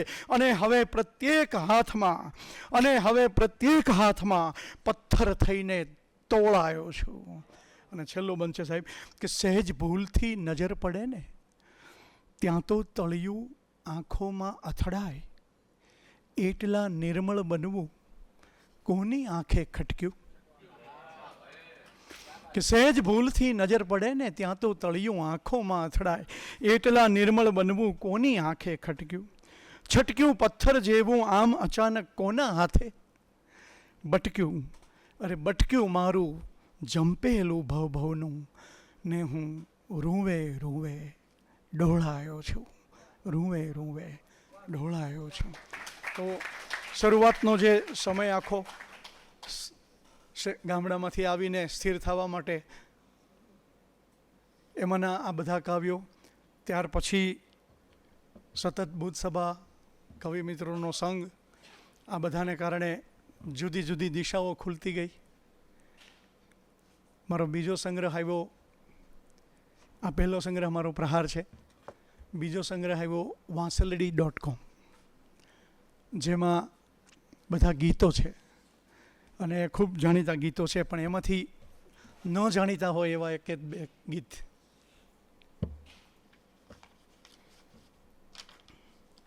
એટલે પછી એવું થયું કે વિષયો જુદા આવવા મળ્યા થોડા.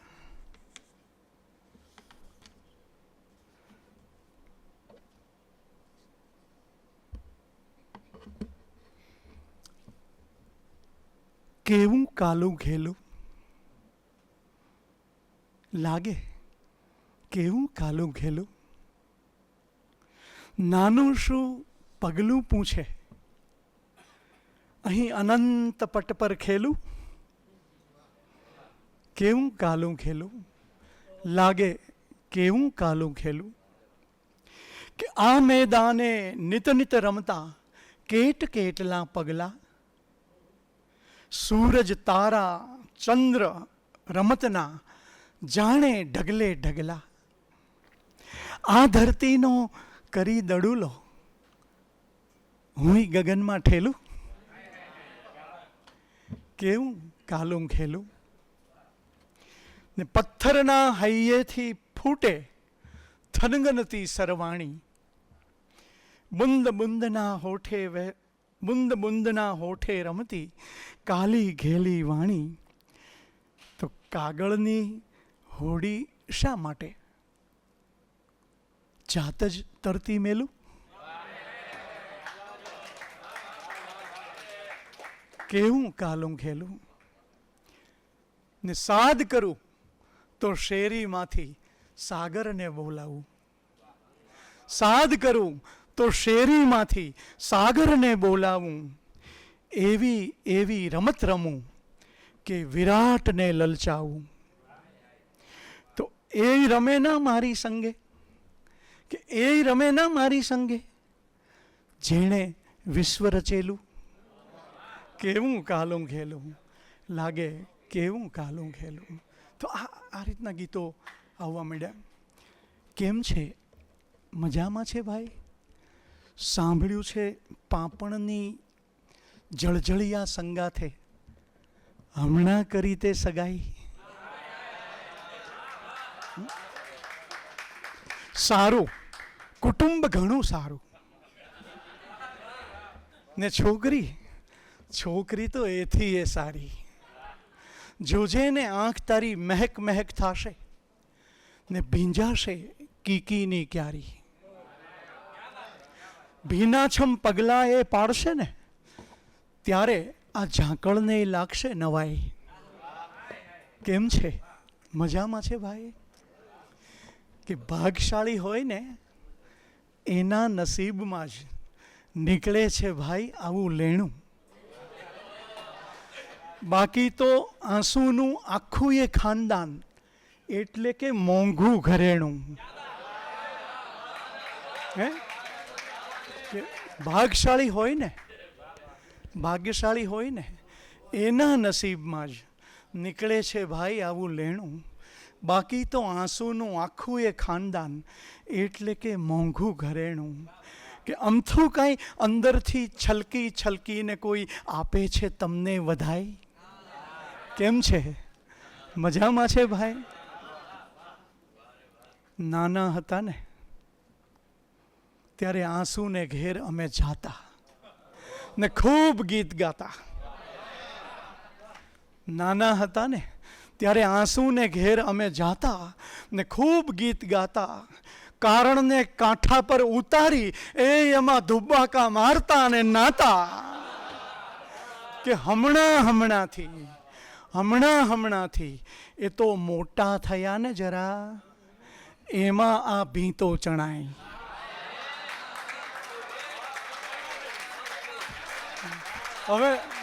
હવે નથી રડી શકતા આપણે સાહેબ. આ નાના હતા ને ત્યારે આંસુને ઘેર અમે જાતા ને ખૂબ ગીત ગાતા. કારણને કાંઠા પર ઉતારી એ એમાં ધુબાકા મારતા અને નાતા. હમણાંથી એ તો મોટા થયા ને જરા એમાં આ ભીંતો ચણાય. કેમ છે? મજામાં છે ભાઈ? સાંભળ્યું છે પાપણની જળજળિયા સંગાથે હમણાં કરી તે સગાઈ. કેમ છે? મજામાં છે ભાઈ? તો આ રીતનું સાહેબ આખા વિષયો બદલાયા, બધું જ બદલાયું.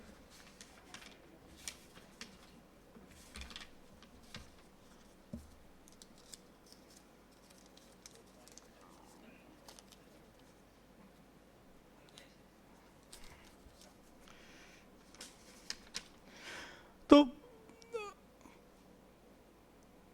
આમ એટલું બધું જ્યારે સતત ઓબ્ઝર્વેશન કરીએ, જોઈએ, મંથન કરીએ તો નવી નવી વસ્તુઓ એટલી મળતી જાય કે જેનો કોઈ અંત જ નથી આખો.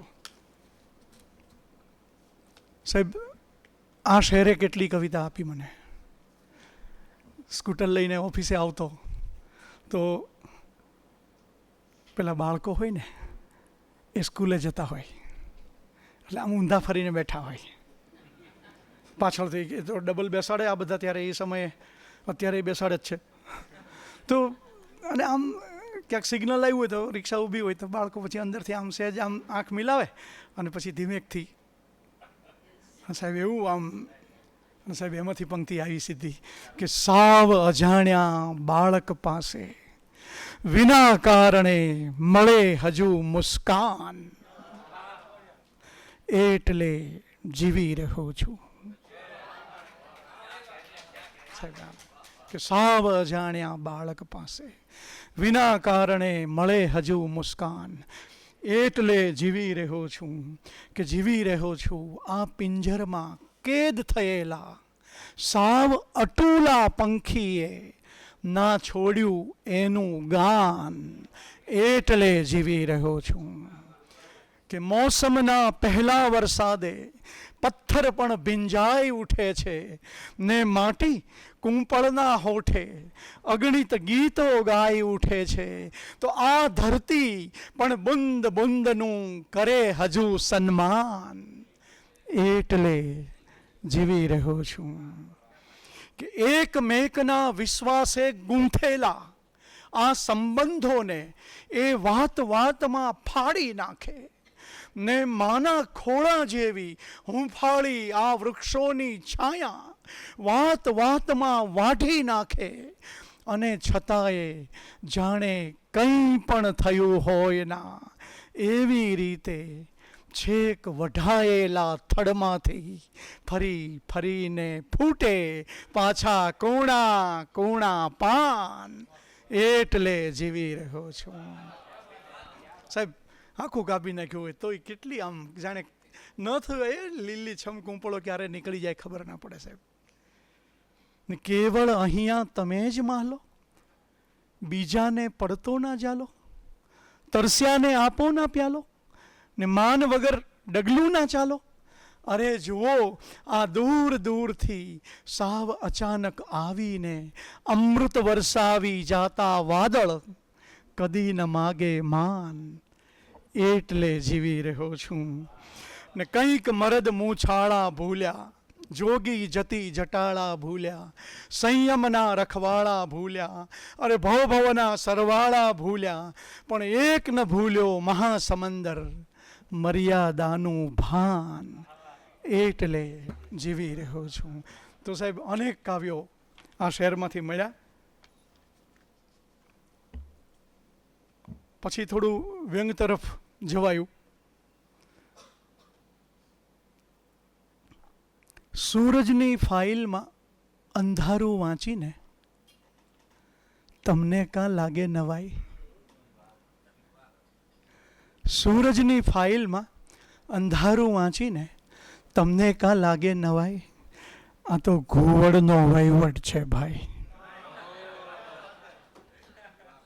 કોયલના ટહુકાના ટેન્ડરનું પૂછો છો?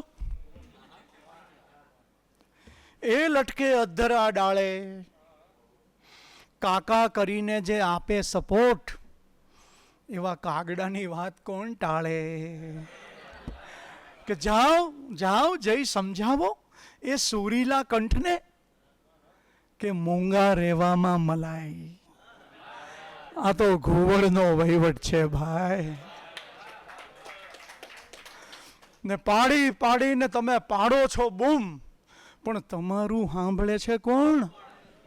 દુર્યોધન દુશાસન હપ્તે મળે છે.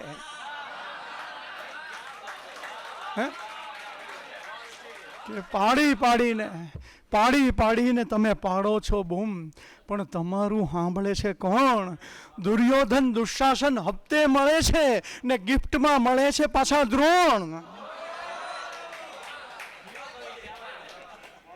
અરે ઉદ્ધયની સામે, આ ઉદ્ધયની સામે કાંઈ લાકડાની તલવારે લડવાની હોય ના લડાય.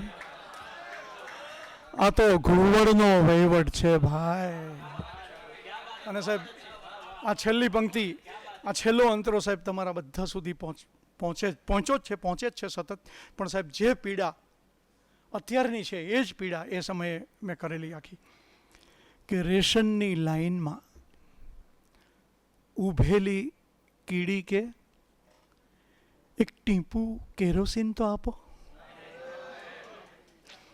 રેશનની લાઈનમાં ઊભેલી કીડી કે એક ટીપું કેરોસીન તો આપો.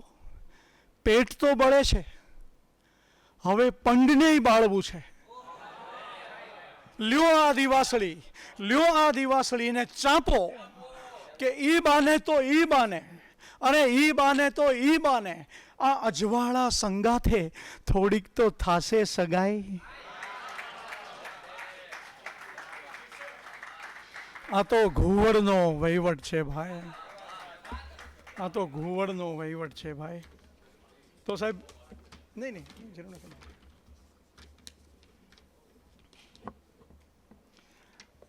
ઘણી વાર એમ થાય કે આપણને ઘણા બધા આમ એવું કરતા હોય કે જુઓ ને કે એ બધા અંદરો અંદર જ રમે છે. તો અમારે ત્યાં અંદરો અંદર રમવાની વાત આમ એમ કહેવાય કે ખો એને જ ખો આપે છે. એના માનીતા હોય એને જ ખો આપે, બીજા કોઈને ન આપે ખો. તો સાહેબ હવે કે બાકી તો બીજું શું થાય છે? આ ખોની રમતીઓ રમાય છે.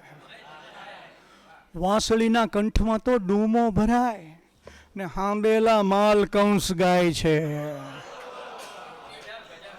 બાકી તો બીજું શું થાય છે? હું એને આપું ની અમને આપે ને એમ જ હાલે છે વ્યવહાર. એકવાર સંબંધો રાખવાનું શીખો ને રોજ રોજ ઉજવો તહેવાર. હાચુકલા ફૂલને તો ખરવું પડે, હાચુકલા ફૂલને તો ખરવું પડે, પણ પ્લાસ્ટિકના ફૂલનું શું જાય છે? બાકી તો બીજું શું થાય છે? ઊંચા ઝરૂખાને પાયાનું પૂછ્યું તો આખું મકાન કહે ચૂપ. ઊંચા ઝરૂખાને પાયાનું પૂછ્યું તો આખું મકાન કહે ચૂપ. ચોપડીઓ છાપીને વેચી નાખી ને તમે વાંચ્યા કરો છો હજી પ્રૂફ?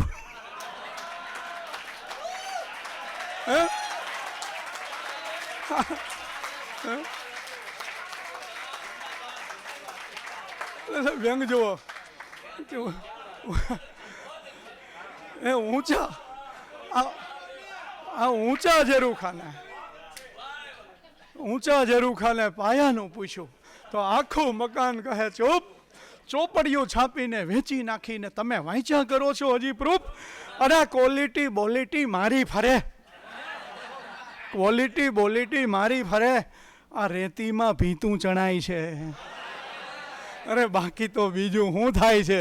ખોખોની રમતીઓ રમાય છે ને કાબરના કલબલમાં કોયલની વાણીને આપે છે કોણ વળી દાદ?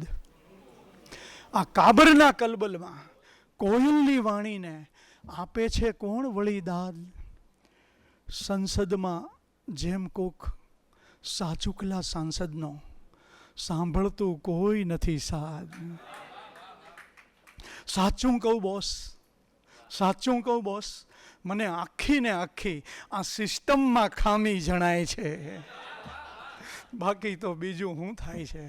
આ ખોખોની રમતીઓ રમાય છે, વાંસળીના કંઠમાં તો ડૂમો ભરાય ને હાંભેલા માલકંસ ગાય છે. તો આ રીતે સાહેબ વ્યંગના તો ઘણા બધા કાવ્યો છે, પણ હવે મને લાગે છે સમય થઈ ગયો. 12 મિનિટ બાકી છે, 12.5 મિનિટ.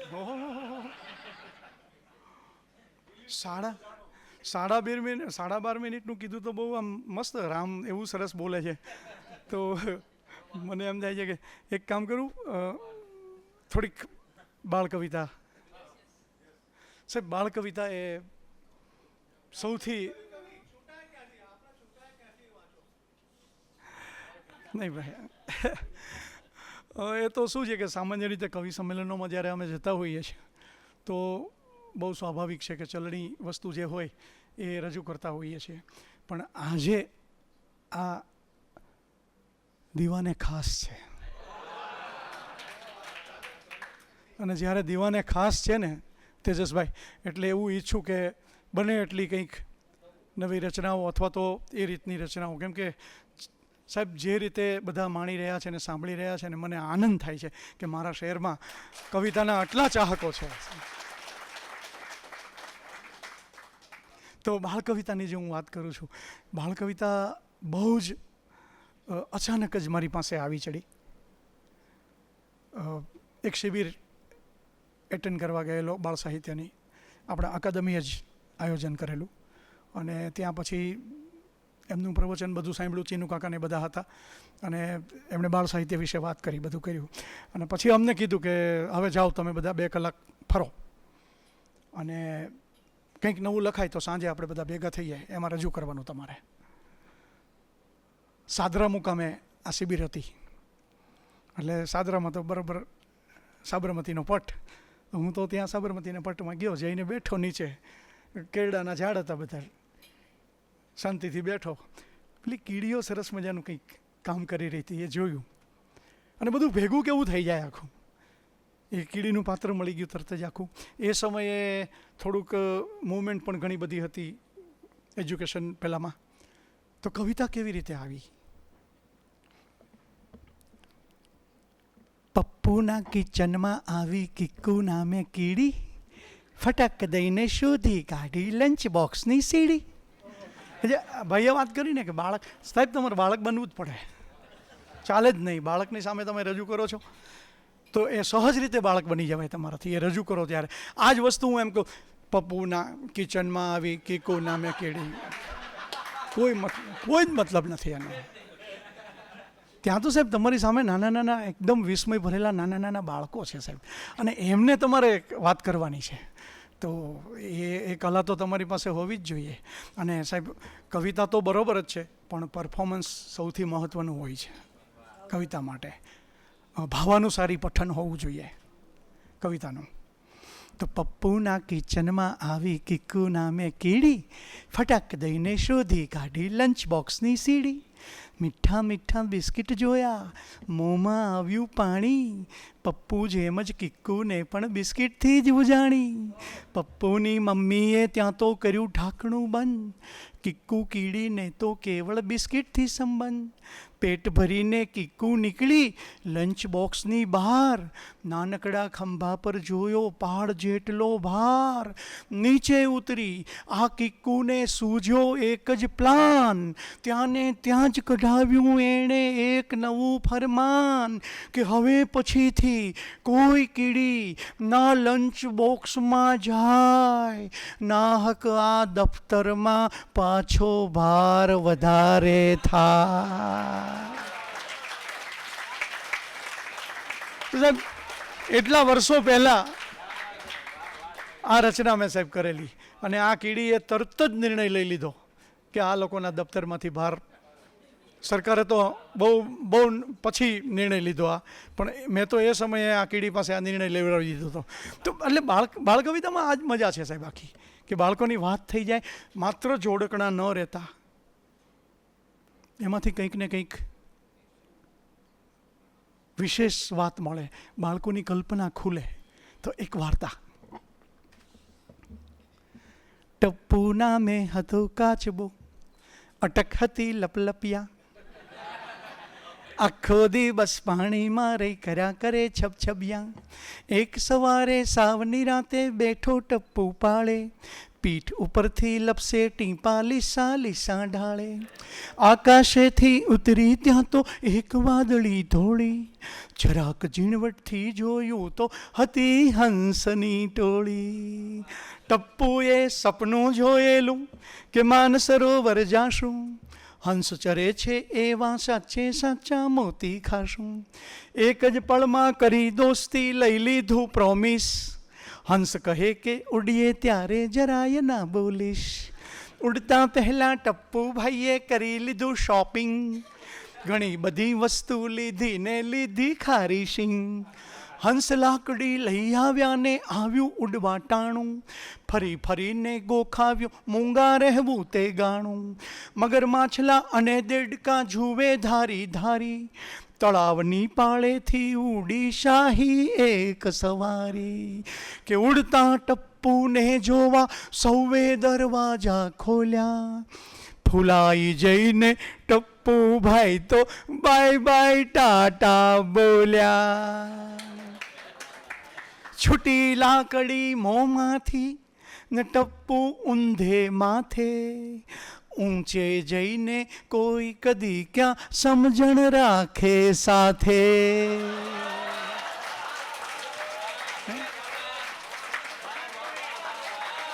કે પડ્યો ધ્રાસકો હંસોને કે હમણાં ટપ્પુ મરશે, આ કંઈ ઓછું પાણી છે કે છપ છપ કરતાં તરશે.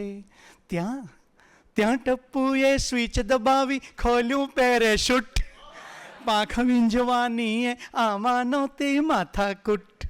બજારમાં જઈ સાવ અમે કંઈ નહોતી લીધી શીંગ, ટપ્પુભાઈ કે હું હવામાં કરી શકું સ્વિમિંગ. હતી વાર્તા જૂની જેમાં ઘણા કાચબા મરતા, ટપ્પુભાઈ તો આકાશેથી પીંછા જેમ ઉતરતા.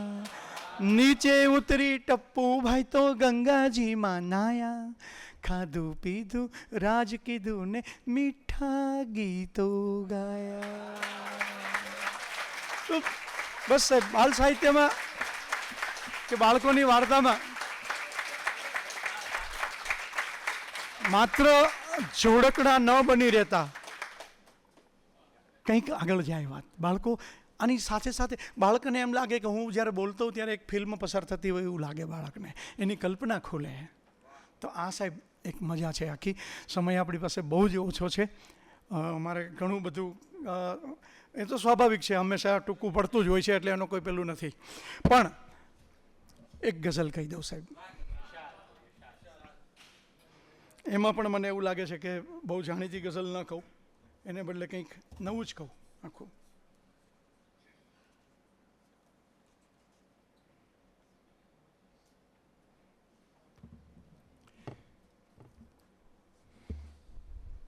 કે તુંય પણ થઈને ભગીરથ જો સ્મરત, કે તુંય પણ થઈને ભગીરથ જો સ્મરત, હુંય પણ ગંગાની જેમ જ અવતરત. શું પુરાવો એટલો પૂરતો નથી? શું પુરાવો એટલો પૂરતો નથી? સાંભળીને આંખ છલકે છે તરત, ને એટલા માટે જ ડૂબાડ્યો હશે. પોલ ખુલી જાત જો પાછો ફરત. એટલા માટે જ ડૂબાડ્યો હશે કે પોલ ખુલી જાત જો પાછો ફરત. ને ચેતવ્યો પહેલેથી એ સારું થયું, ચેતવ્યો પહેલેથી એ સારું થયું કે આઈનો ખુદની જ સામે હું ધરત. ચેતવ્યો પહેલેથી એ સારું થયું કે આઈનો ખુદની જ સામે હું ધરત. ને દ્વાર ખુલ્લા છે જ પીડાને કહો, દ્વાર ખુલ્લા છે જ પીડાને કહો, જો મજા આવે રહે નહીં તો પરત. દ્વાર ખુલ્લા છે જ પીડાને કહો, જો મજા આવે રહે નહીં તો પરત. ને પાન ખર ગઈ એમ બોલો ને તમે, પાન ખર ગઈ એમ બોલો ને તમે, માન એનું રાખવા હું પણ ખરત. પાન ખર ગઈ એમ બોલો ને તમે, માન એનું રાખવા હું પણ ખરત. ને આગિયો કે ચાન્સ બહુ ઓછો મળ્યો, આગિયો કે ચાન્સ બહુ ઓછો મળ્યો, સૂર્ય ઝાંખો છે જ હું સાબિત કરત.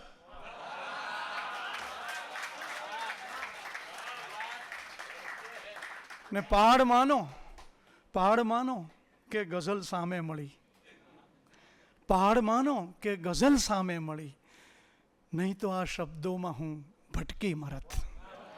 તો આ સાહેબ ગઝલ તો ઘણી બધી છે, એકાદું અછંદસ લઈ લઉં અને વાત પછી પૂરી કરું. હા એ બી છે, પણ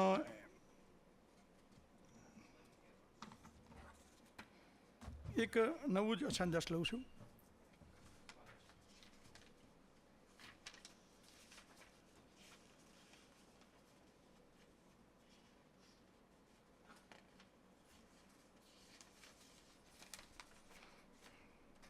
શીર્ષક છે બંદૂકની ગોળી. ખૂંખાર વિસ્ફોટકો અને શસ્ત્રોની ખીચોખીચ ભરાયેલી સભામાં એક નાનકડી બંદૂકની ગોળી પર આરોપ લગાવવામાં આવ્યો હતો કે એણે એના લક્ષ્યને વીંધવામાં બેકાળજી દાખવી. તોપના ગોળાએ કહ્યું, શું આ વાત સાચી છે? બંદૂકની ગોળીએ ધ્રુજતા ધ્રુજતા કહ્યું, જી હા, આ વાત સાચી છે. લોડેડ મિસાઇલ બરાડી ઉઠી. આજના જમાનામાં લક્ષ્ય ચૂકાય જ કેવી રીતે? ગંભીર અવાજે ટેન્કે કહ્યું, ખરેખર એ દિવસે શું થયેલું એ વિગતવાર આ સભાને જણાવો. અને બંદૂકની ગોળીએ કહ્યું, મને બરાબર યાદ છે.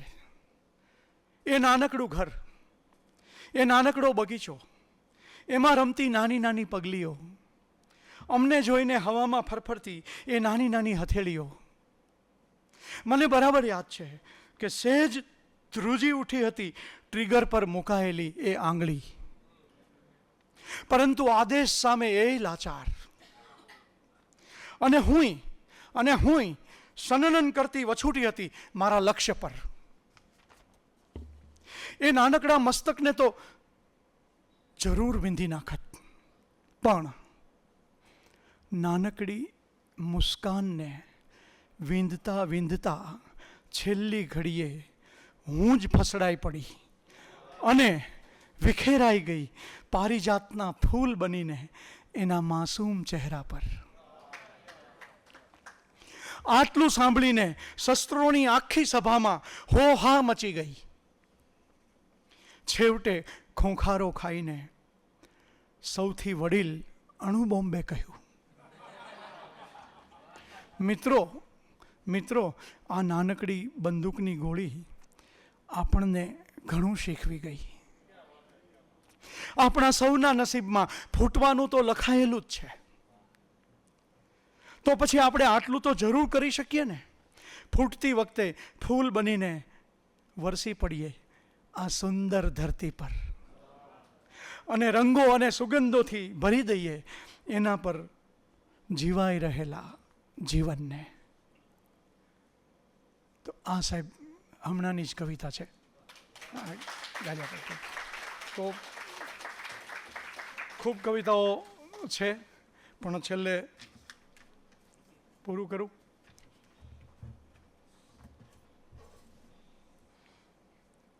એ પહેલાં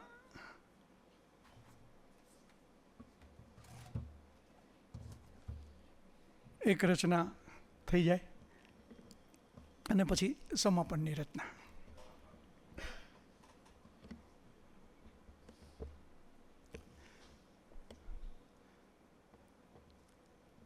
બેસજો હોને, તમે સૌ બેસજો હોને.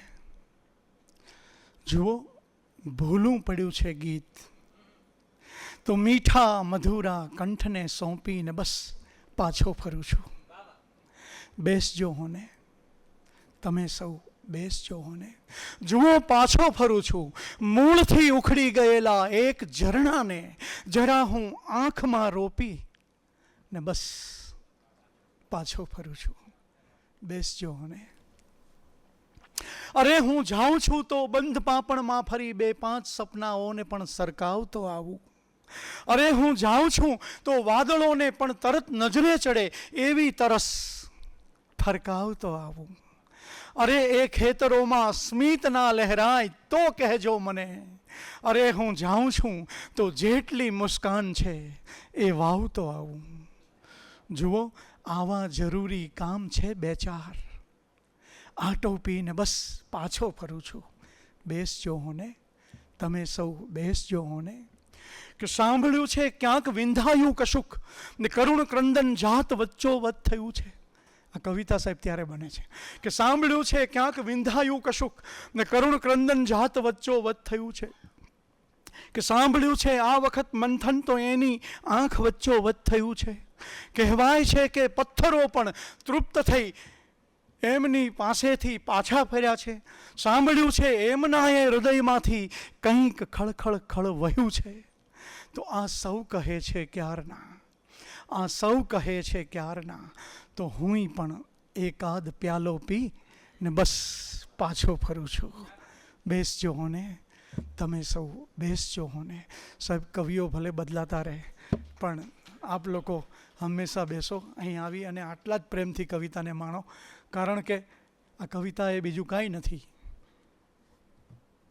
2 ઘડી વાતો કરી ને દિલને બહેલાવી અમે નીકળી ગયા. કોઈ ના સમજી શક્યું તો ખુદને સમજાવી અમે નીકળી ગયા. કે આ ચિરંતન તરસનું કારણ તમે પૂછ્યું, છતાંય કાંઈ પણ બોલ્યા નહીં.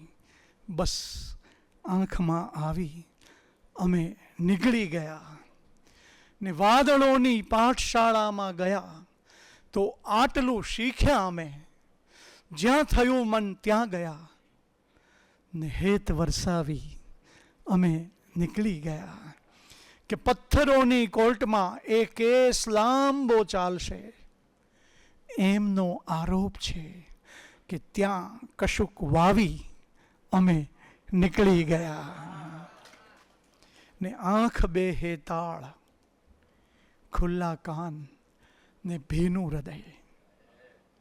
આમ સામાન્ય રીતે આપણે એવું બધા માનતા હોઈએ છીએ કે ખૂબ દાદ મળે તો બહુ આનંદની વાત છે, તાલીઓ ખૂબ પડે આનંદની વાત છે, પણ એનાથી પણ ચડે એવી આ વાત છે.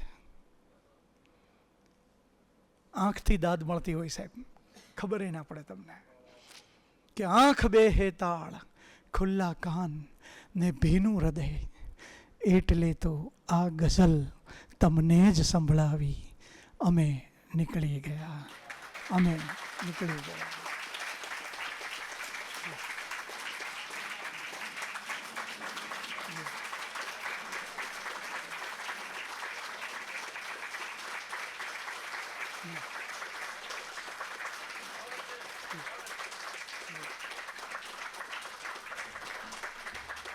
ઓકે, પુસ્તકની જાહેરાત કરી દેજો તમે, જેને પણ જોતું હોય મને મળી લે. આ હતા કવિ કૃષ્ણના કાવ્ય મોરપીંછના જુદા જુદા રંગો. ક્યાંક કટાક્ષના રંગો, ક્યાંક ક્રાંતિના રંગો, ક્યાંક તમને વિદ્રોહના રંગો ને ક્યાંક બાળ સહજ કાવ્યો. એટલે તમને થાય એક જ કવિ અલગ અલગ ભૂમિકામાં કેવી રીતે ગેડી દડે રમે, એનું એ સાષ્ટાંગ સાદ્રશ્ય ઉદાહરણ હતા કૃષ્ણ દવે. કાવ્ય ગોષ્ઠીના હવેના 12મા મણકામાં સુરતથી એશિયા દાદાવાલા આવી રહ્યા છે અને એ એશિયા દાદાવાલા પોતાની કાવ્ય ગોષ્ઠી પરંપરા વિશે, પોતાની કવિતા વિશે વાત કરવાના છે. કૃષ્ણ દવેને આપણે માળ્યા, આપણની કવિતાઓ સાંભળી. આ 5 કાવ્ય સંગ્રહો છે, એમનો આખો કોમ્બો છે. મૂળે 1100 રૂપિયા આની કિંમત છે, પણ આજે ખાસ કવિએ 900 રૂપિયાની કિંમત રાખી છે. અહીંયા અમારી હેરી પોટર ગલી છે, ત્યાં હૃદયકુંજ છે. હૃદયકુંજમાં આપને આ કોમ્બો મળશે. આમાં જે લાકડાનું સ્ટેન્ડ છે પણ કવિએ જાતે બનાવ્યું છે, તો કવિના સુથારી કામનો ફાયદો કવિતાને પણ ક્યાંક ને ક્યાંક મળ્યો છે. તો આપ એ આ 5 કાવ્ય સંગ્રહ ત્યાં પ્રાપ્ત કરી શકો છો. એક નાનકડી 3 જ મિનિટ તમારી લેવી છે. આપણી વચ્ચે ઓડિશાના યુવા વાર્તાકાર અને નાટ્યકાર ખીરોદ બિહારી બિસ્વાલજી है कि निकल गए अभी? यस, खीरोजी प्लीज़ पधारिए, यहाँ पे आइए. ઓડિશાના ઉડિયા ભાષાના એ જાણીતા વાર્તાકાર છે, નાટ્યકાર છે અને સાહિત્ય દિલ્હી સાહિત્ય અકાદમીની એક ગ્રાન્ટ આપવામાં આવે છે, ટુરિઝમની ગ્રાન્ટ. એ ગ્રાન્ટ એમને મળી છે. એ ગ્રાન્ટના ભાગરૂપે એ ગુજરાત આવ્યા છે. ગઈકાલે નવજીવન આવ્યા હતા નવજીવનની મુલાકાત લેવા માટે, કારણ કે એમને એવી માહિતી મળી હતી કે અહીંયા સાહિત્ય कार्यक्रमों થાય છે. आइए. खीरोज जी ने कहा कि हमारे यहाँ उड़िया की एक परंपरा है कि हम मेहमानों का स्वागत, अपने बंधुजनों का स्वागत शाल से करते हैं. हमारी परंपरागत उड़िया शाल है. तो हम चाहते हैं कि नवजीवन ट्रस्ट के प्रमुख विवेक देसाई और आज के दोनों मेहमान, उनका हम स्वागत करना चाहते हैं अपनी उड़िया परंपरा से. तो मैं विवेक भाई से विनती करता हूँ, आप मंच पे आइए. तो खीरोद बिहारी बिस्वाल ખાસ ઓરિસ્સાથી આવ્યા છે, ઉડિયા ભાષાના વાર્તાકાર છે અને નાટ્યકાર છે. તો આજના ખાસ પ્રસંગે એ આ ત્રણેય મહેમાનોનું, સર્જકોનું સ્વાગત કરવા માગે છે. ખીરોજી, હમ આપકી શુક્રગુજાર હૈ.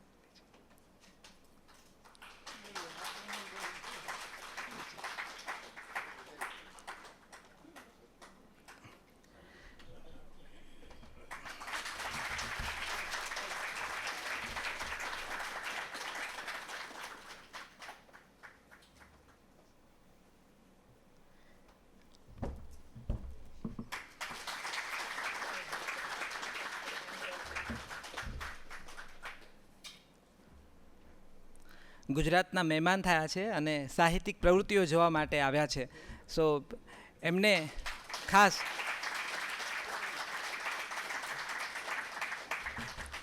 એમનો એવો અંતરનો ઉમળકો હતો કે મારે અમારી પરંપરા પ્રમાણે આ ત્રણેય સર્જકોને વધાવવા છે. ખીરોજી, આપકા બહુ બહુ ધન્યવાદ.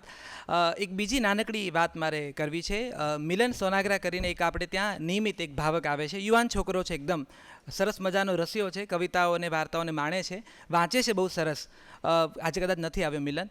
આ એક નાનકડો પ્રસંગ એટલે મારે કહેવો છે કે તમે જો યુવાનો, હું બહુ આશાવાદી છું, એના કારણો મને સમયાંતરે મળતા રહે છે અને એ કારણો મને ટકાવી રાખે છે કે કેમ આ પ્રવૃત્તિ નવજીવન ટોક્સ ડંકાની ચોટ ઉપર અમે લોકો ચાલુ રાખીએ છીએ. મિલન આવ્યો એક કવર લઈને ગયા રવિવારે અને એ કવર આપીને મને કહે છે કે રામભાઈ ભણે છે, નોકરી પણ કરે છે અને યુવાન છે એકદમ. મને કહે રામભાઈ આ કવર મારે નવજીવનને આપવું છે. તો એ કવરમાં કાગળ હતો અને મેં જોયું કે અંદર 500-500ની નોટની એક નાનકડી થોકડી હતી. એટલે મેં કીધું કે હું સમજો નહીં આ શું છે ભાઈ. તો કે તમે લોકો નિયમિત નવજીવનમાં કાર્યક્રમ કરો છો અને મને ખ્યાલ છે કે તમે વક્તાઓને પુરસ્કાર આપો છો, દૂર દૂરથી વક્તાઓ આવે છે, તો નવજીવનને એક ભાર ઊભો થતો હશે. નવજીવનને નિયમિત ગ્રાન્ટમાંથી આ રીતે પુરસ્કાર આપવા, તો આ મને એમ થયું કે ભાવક તરીકે હું મજા લઉં છું તો આ મારો ટેકો છે કે મારી ઈચ્છા છે કે આ જે હું અમાઉન્ટ તમને આપી રહ્યો છું એ તમે નવજીવનમાં રાખો અને આમાંથી તમારા જે સર્જકો આવે છે મહેમાનો એને પુરસ્કાર આપજો. મેં મિલનને કહ્યું, મેં કીધું ભાઈ તે આ ઉમળકો બતાવ્યો એ જ મારી મોટી વાત છે, પણ અમારી મર્યાદા એ છે કે ગાંધીજીએ પોતાના જીવનકાળમાં જેટલી સંસ્થાઓ સ્થાપી, એટલે જ્યારે આનો પાયો તૈયાર કર્યો ને ત્યારે ગાંધીજી એવું લખ્યું હતું કે નવજીવન 50 પૈસાની ભેટ કે 1 રૂપિયાનું દાન નહીં સ્વીકારે. એટલે નવજીવન એ રીતે ટટ્ટાર ઊભું છે. તો મેં કીધું કે તારો આ ભાવ છે ને એ બહુ મોટું ઇન્વેસ્ટમેન્ટ છે અને તારે કશું આપવું જોઈએ નવજીવનને તો સમય આપજે. એટલે કવર અમે આભાર એને પરત કર્યું, કાગળ અમે રાખ્યો, કારણ કે કાગળ અમારી બહુ મોટી કમાણી છે. તો ખાસ એ મિલનને અત્યારે આ ક્ષણ યાદ કરું છું. મને તમારી વચ્ચે એટલે કહેવું હતું કારણ કે મિલન એ તમારી જાત પ્રજાતિનો ભાવક છે. એટલે આ ઉમળકો મારો ખાસ તમારી સમક્ષ રજૂ કરવો હતો. હવે પછી આપણે 23 તારીખે રવિવારે 2 કલાકનો પ્રોગ્રામ છે. ઉત્કર્ષ મજુમદાર મુંબઈથી આવી રહ્યા છે. જૂની રંગભૂમિના ગીતો એ પરફોર્મ કરવાના છે અહીંયા સ્ટેજ ઉપર, અને એ જૂના રંગભૂમિના એ વસ્ત્રો પહેરી અને મારી રંગયાત્રા વિષય અંતર્ગત એ જૂની રંગભૂમિના ગીતો ગાવાના છે. વચ્ચે 10 મિનિટનો બ્રેક લેવાના, ઇન્ટરવલ આપવાના છે, પછી ફરી નવી રંગભૂમિના ગીતો ગાવાના છે. તો 2 કલાકનો પ્રોગ્રામ છે 6 થી 8. એટલે એ રીતે આપ પધારજો. રવિવારે આપણે 2 કલાક ઉત્કર્ષ મજુમદારની સંગીતમય પ્રસ્તુતિમાં આપણે માણવાના છીએ. પછીના રવિવારે એસ્થર ડેવિડનો પ્રોગ્રામ છે. એમના પિતાજી વિશે સુંદર એક પુસ્તક તૈયાર થયું છે અને એના વિશે પ્રોગ્રામ છે. જુલાઈમાં મેં કહ્યું એમ કાવ્યગોષ્ઠીમાં ઈશા દાદાવાલા આવી રહ્યા છે અને 14 જુલાઈ રથયાત્રા પછીનો રવિવાર આવે છે ત્યારે ઉર્વિશ કોઠારી સરદાર વલ્લભભાઈ પટેલ વિશે વક્તવ્ય આપવાના છે. તો આપ સૌ ભાવકોને સાદર નિમંત્રિત કરું છું. દરવાજા પાસે ડાયરી રાખી છે, આપ આપનો વોટ્સઅપ નંબર ત્યાં નોંધાવી શકો છો. તો વીતેલા કાર્યક્રમની યુટ્યુબ લિંક અને આવનારા કાર્યક્રમની વિગતો તમને મળશે. હું કૃષ્ણ દવે અને ઋષિ દવેનો ખાસ આભાર માનું છું કે આપ અમારા નિમંત્રણને માન આપી પધાર્યા છો.